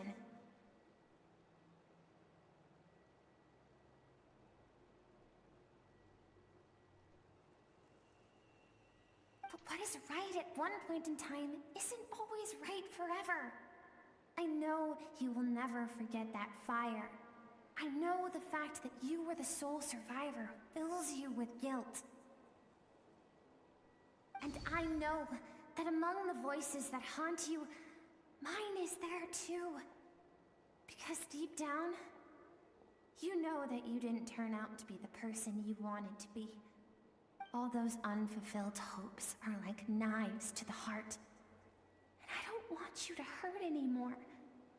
So even if you can't accept me, I hope, at least, that you can let go. I keep thinking, maybe it would be better if I had died. I wouldn't be haunted by that fire all the time. I wouldn't have to go on like this.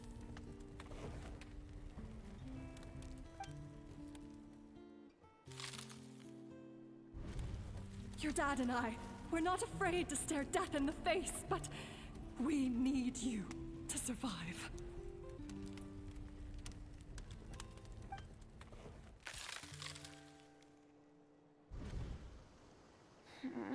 I'm sick of being a kid. There's so many amazing things out there, and I'm ready to see them all.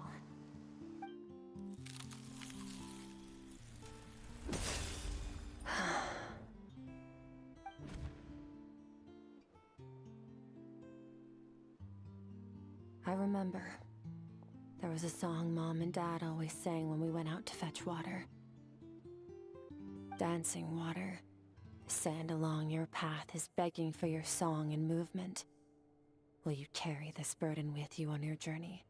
I am not the dancing water, and you are not the burdensome sand. But if this is your wish, then I will carry you with me until the end.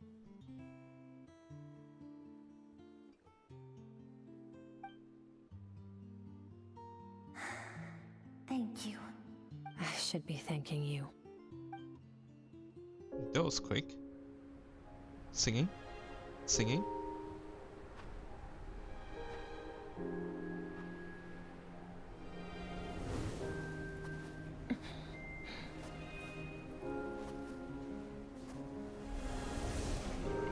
Run, Skirk, run! Run! Remember, leave no one alive! Heed my words, Skirk. Let fear take root in your soul. Did you survive? Why was it only you? Skirk, did you become a positive light in this world?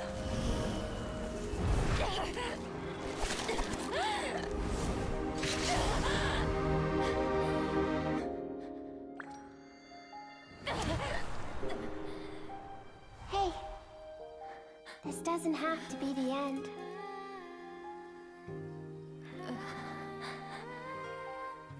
Okay, she does have wings. Life is a gift. Don't let darkness claim it.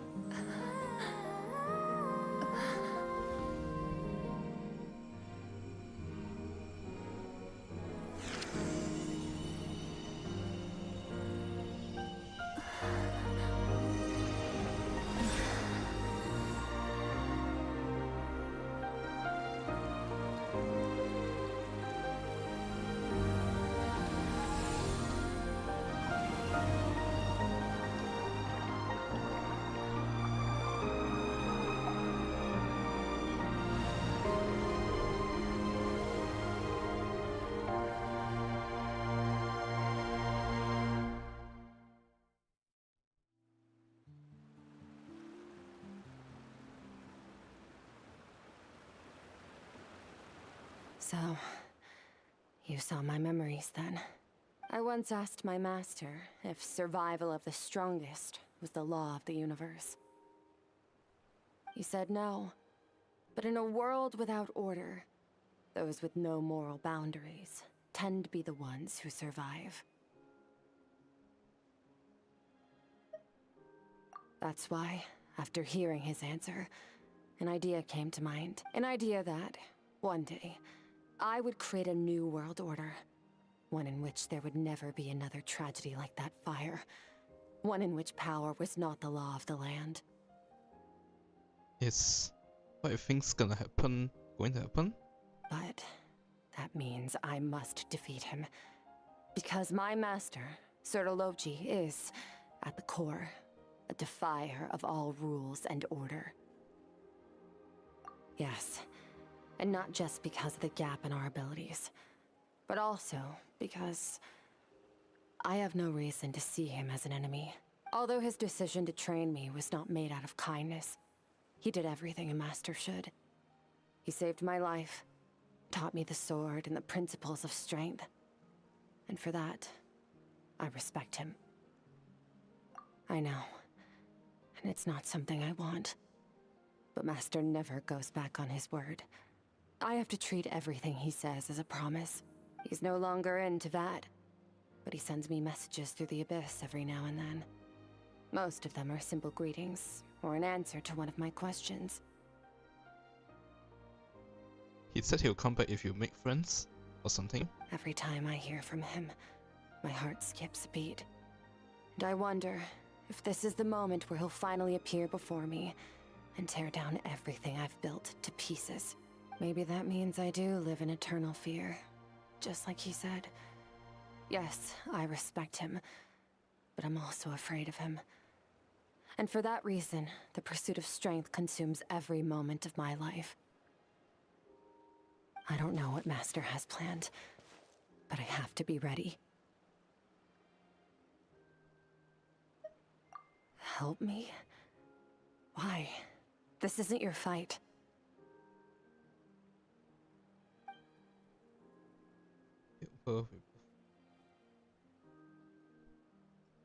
It's all of a sudden she's very important. Do our part and we can make the entire universe a kind of place. Okay, we haven't even solved the problem here yet. Calm down. This isn't Star Rail.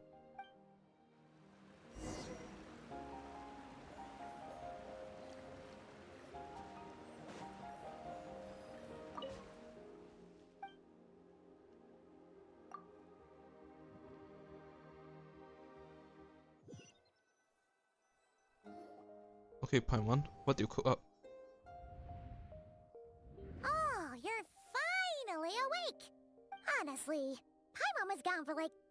seconds and then she comes back and finds you both unconscious? Oh, you scared Paimon half to death. You're both okay, right? What does it look like? Only water from the source can cleanse the rot and filth that flows from the past into the future. I taught you to incorporate the experiences from your journey into how you fight. I suppose what happened today will become an inseparable part of who I am. Okay. So, Paimon feels like she's missing some important context. But, whatever. Paimon brought back tons of delicious snacks! Let's dig in! All right. It's about time we finished what we started. We're gonna deal with this thief for good, right? This time, I'm not going to tell you to hold back. But having digested even more power in the meantime, he's going to be tougher than before. The good news is, we have no reason to pull our punches this time. So, let's go. Same place as last time.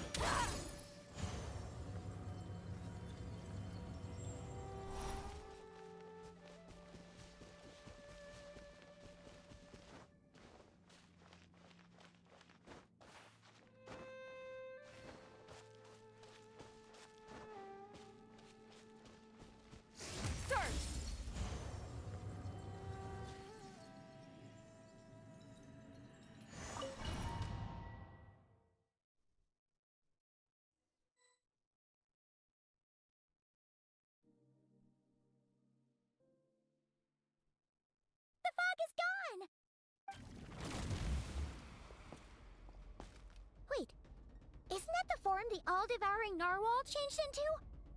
How come he knows that, too? Really? So, you're telling Paimon that giant whale and this guy can both turn into the fowl? How does that work? It's a subconscious instinct. Any intelligent being who longs for his level of strength is bound to mimic his appearance. It's a natural response after encountering someone as powerful as Master. To them, he represents ultimate power. We know the person before us has encountered Master, and we know he stole a portion of my power. So it's not surprising that he would assume this form. Okay. Oh, the closer Paimon looks, the more intimidating it gets. Nervalette isn't here this time, so it's up to us. He won't have the nerve to steal again after we're done with him. Let's teach this guy a lesson.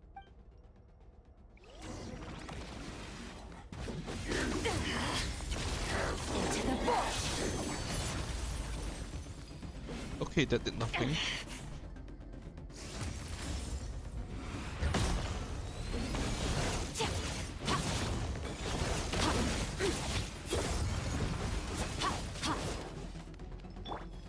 Wipe out! Water jet! Extinguish!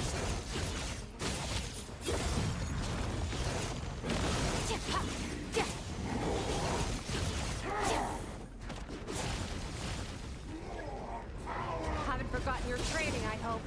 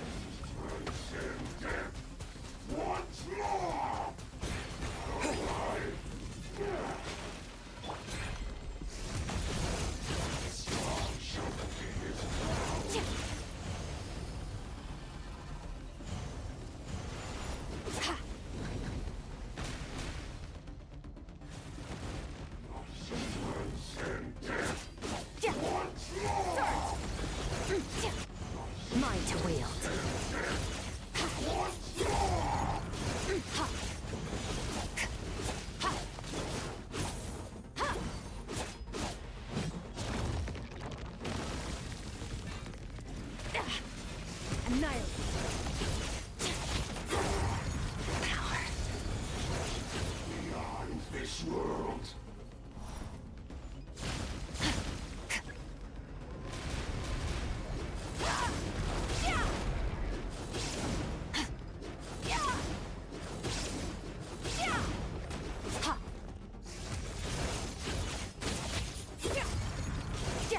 Mine to wield.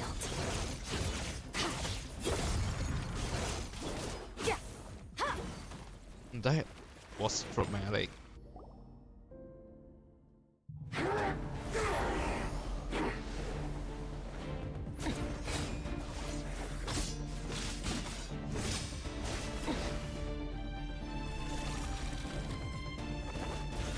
Chill.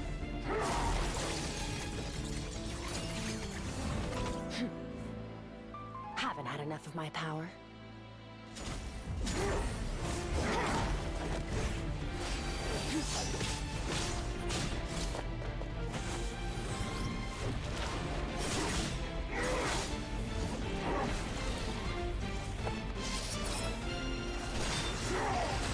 Ah, the water bubble. Oldest trick in the book.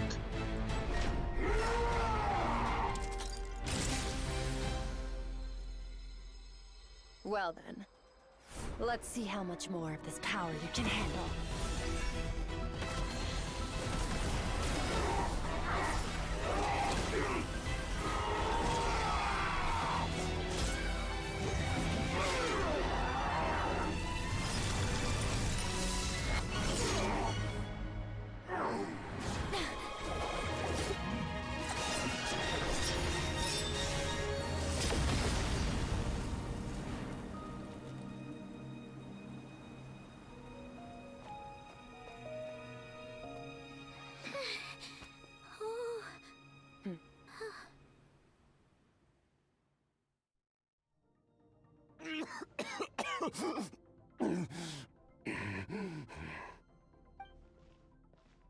Well, have you come to your senses?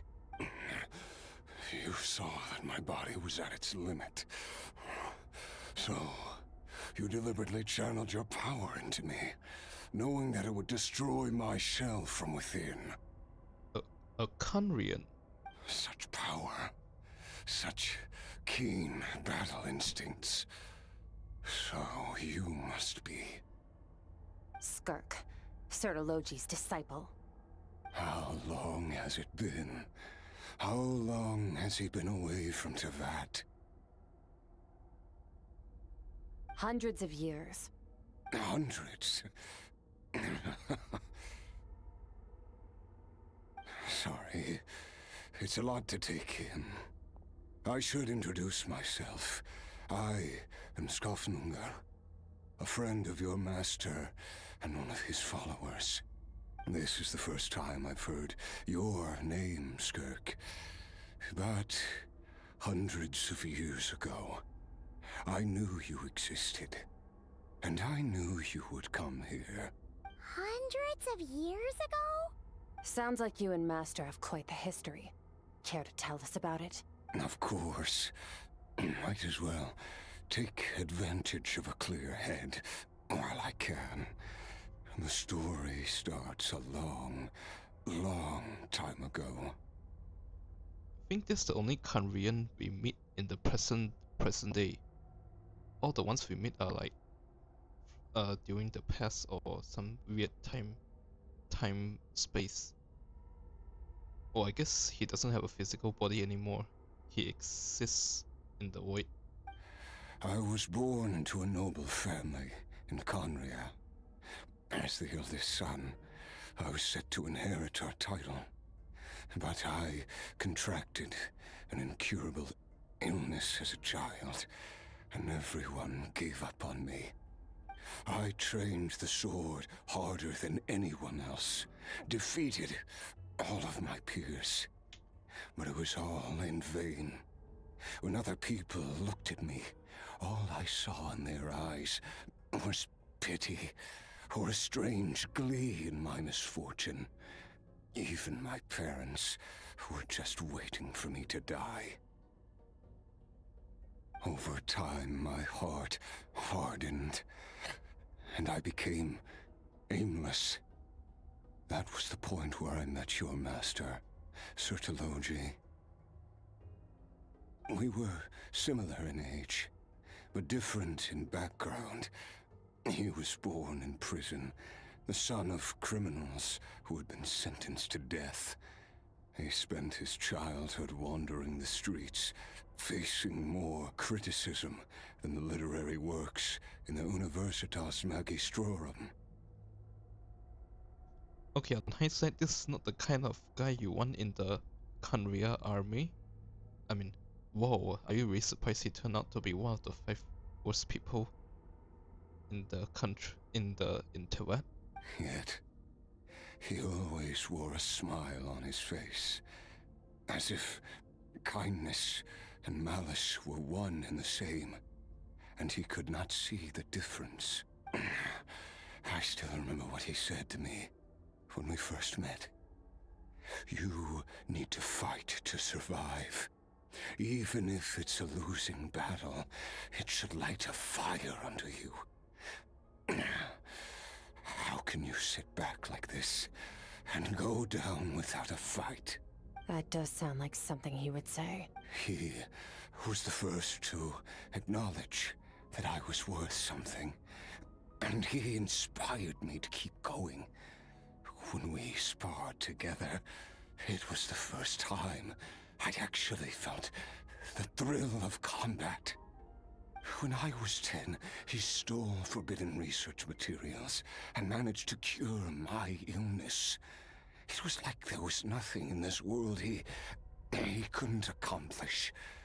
When it came to the human form, he was always intent on pushing the boundaries of possibility. But somewhere along the way, I fell behind. My talents were nothing compared to his, and at some point, I realized he had pulled so far ahead, I was too embarrassed to even ask him to spar. After his grand endeavor was successful, he sought me out and said to me, "This planet no longer holds anything of interest to me, so I'm leaving. But first, I have an offer. I can use a power I have just refined to break the curse of immortality for you. Your death was once what we worked so hard to prevent. But the immortality you now face is a different kind of pain altogether." I'll pass. Immortality doesn't sound so bad to me. Since I can't die, it means I have an infinite amount of time to get stronger. Maybe I'll finally catch up to you one day, and we can spar like we used to. Are you sure? I cannot say when I will return. Your body, or rather, your soul, might not be able to withstand this curse. All I can do is try.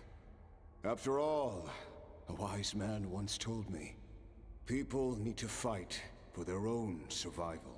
Wise indeed. Nevertheless, if you grow weary of the pain of immortality, and wish to experience a good sparring match before you wither away, seek out my disciple. Disciple? Never thought I'd hear that word coming from you. Nor I. But Vedifenir said I was destined to find a disciple out there in the universe, and bring her to Tibet. You know as well as I, Vedifenir's prophecies are never wrong. Well, now I'm curious about who this disciple of yours will be. There's so many layers to this lore, really? All Vedifenir said was that one day, the stars shall bow in her honor. Sounds pretty impressive. Of course. Only the most outstanding people would have the right to become my disciple.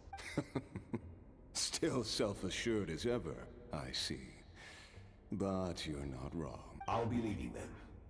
Oh, and if you are serious about getting stronger, I left you a little gift in the primordial sea. As I've said before, walk whatever path you want.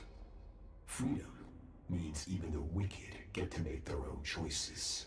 Waiting for me in the primordial sea was the all-devouring narwhal, already beaten into submission by Sertologi. In its weakened state, I was able to cut off part of its flesh and sew it into my own heart. Your heart? That sounds like torture. How did you even survive that? Because, of course, I bear the curse of immortality. So, you used the curse to turn yourself into a vessel for power. Even with that whale's ability, devouring power like that is not something the human body can withstand. With your body and soul constantly at the breaking point, it was the curse of immortality that sustained you. But that is not the path to strength. You have to pour your heart into it, work for it, dream of it. Instead, you stole something that didn't belong to you, and it backfired. You're right. I should have known better, but I had already pushed myself to my limits, and he was still miles ahead of me. So I had to take a leap of faith. I miss your master. I miss the days when we were all together, troublemakers without a home. I don't regret the choice I made. But if you'll allow it, I do want to apologize. To both of you. After the beating we just gave you, I think we can call it even.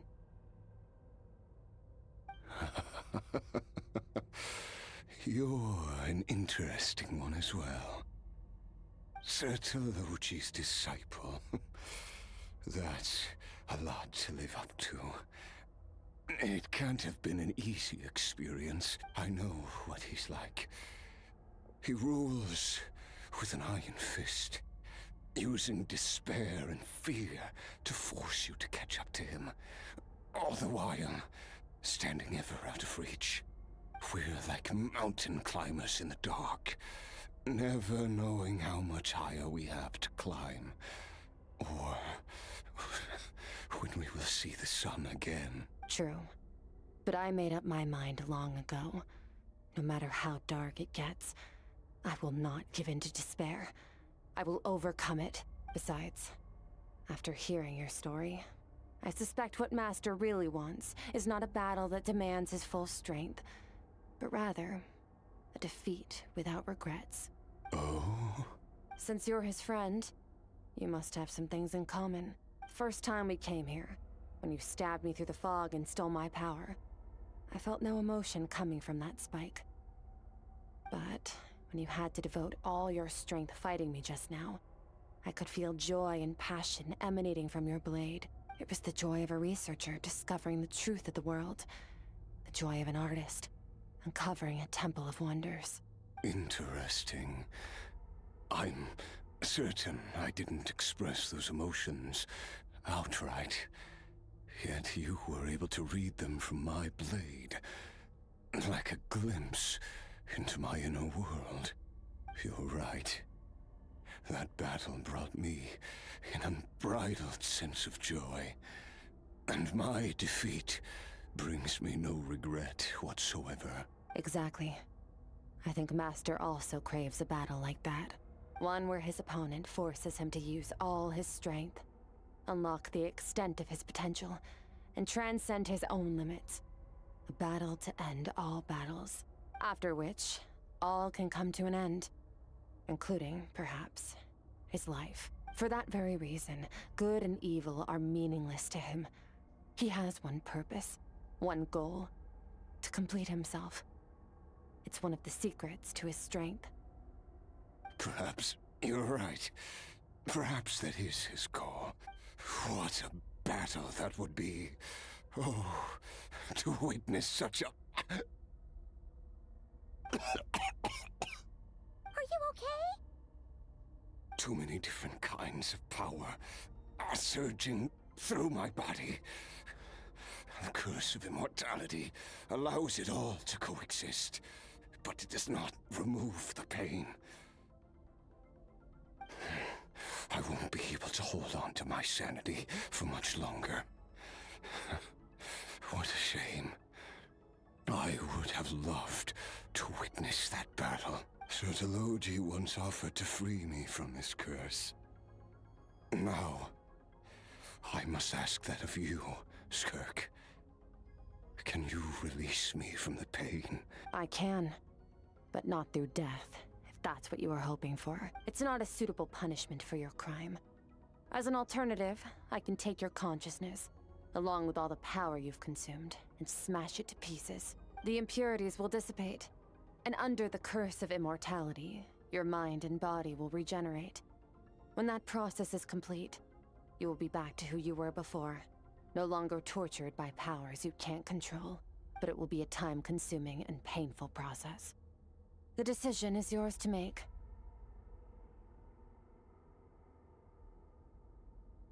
I accept. And who knows? Perhaps I'll wake up in time to witness your great battle with Sotologi. I have faith that you'll be able to stand against him one day.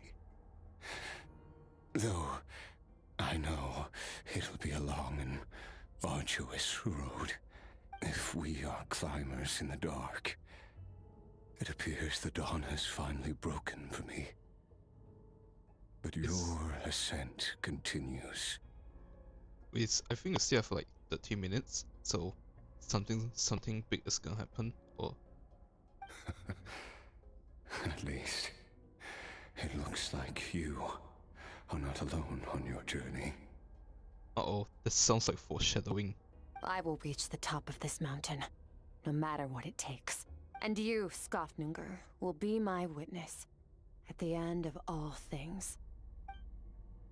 Whew, that's finally over. Let's get out of here. Huh, at least we don't have to make a mad dash for the exit like last time.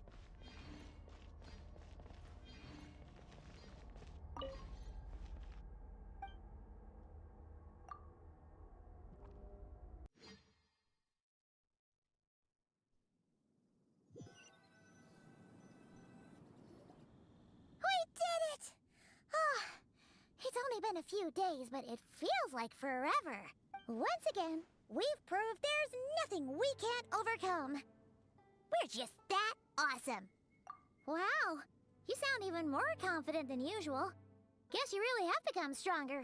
Today sure went by fast. It's night already. Oh wait, that reminds Paimon.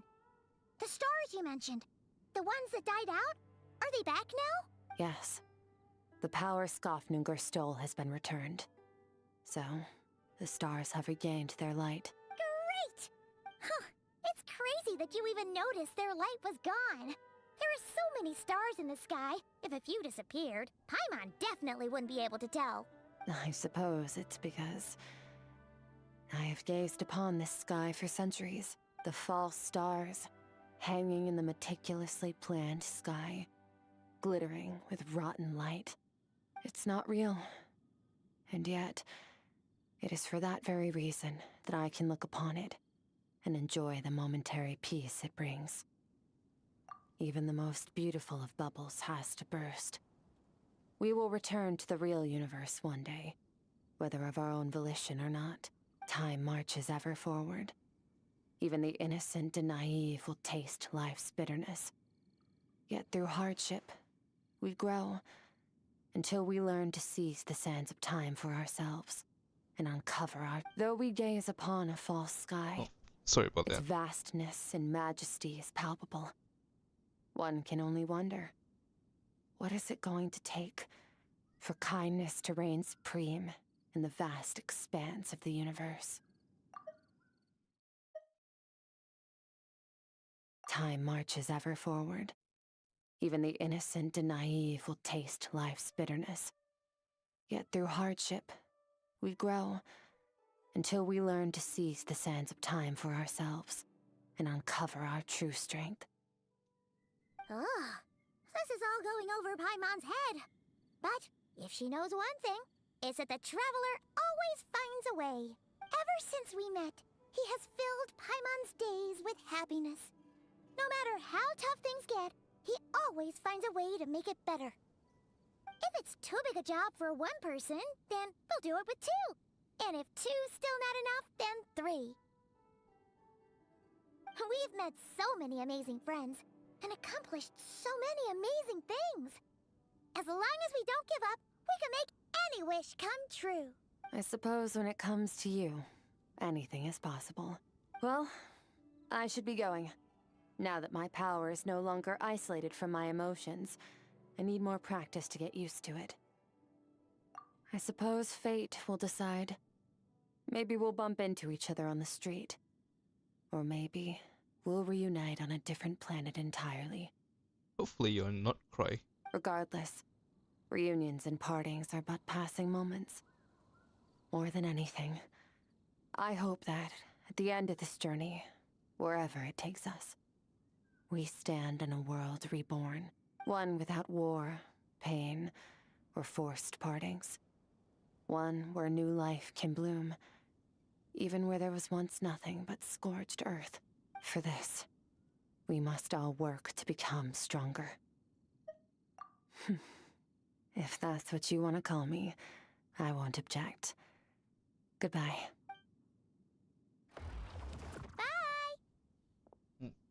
Your portal opening days are over, Virgil. Is it just Paimon, or is she being nicer than before? We definitely count as friends after all that, don't you think? Hey, what do you think about camping here tonight? There's nothing quite like sleeping under the stars. Come tomorrow, we can continue our journey. Oh, and since Paimon treated you to that super nice meal at Wanmin Restaurant, it's about time you returned the favor. Huh.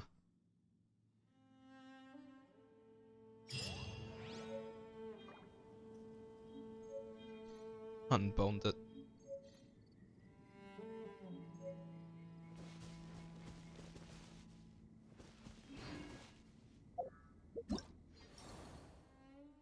Yep. I guess that's it. It's shorter than I thought. But I think that'll have to do it for tonight. Next stream will probably be Honkai Star Rail and Forius. We left off in a pretty big cliffhanger, which I'll be excited to play in the next 2 weeks. And there's a collab, which will all be in Japanese, so I'm not sure if I want to play that on stream, but we'll see until then. But that will have to do it for tonight. It's kind of quite long, but we got it over with. That'll have to do it for tonight. I hope you all enjoy, and I'll see you all in the next stream.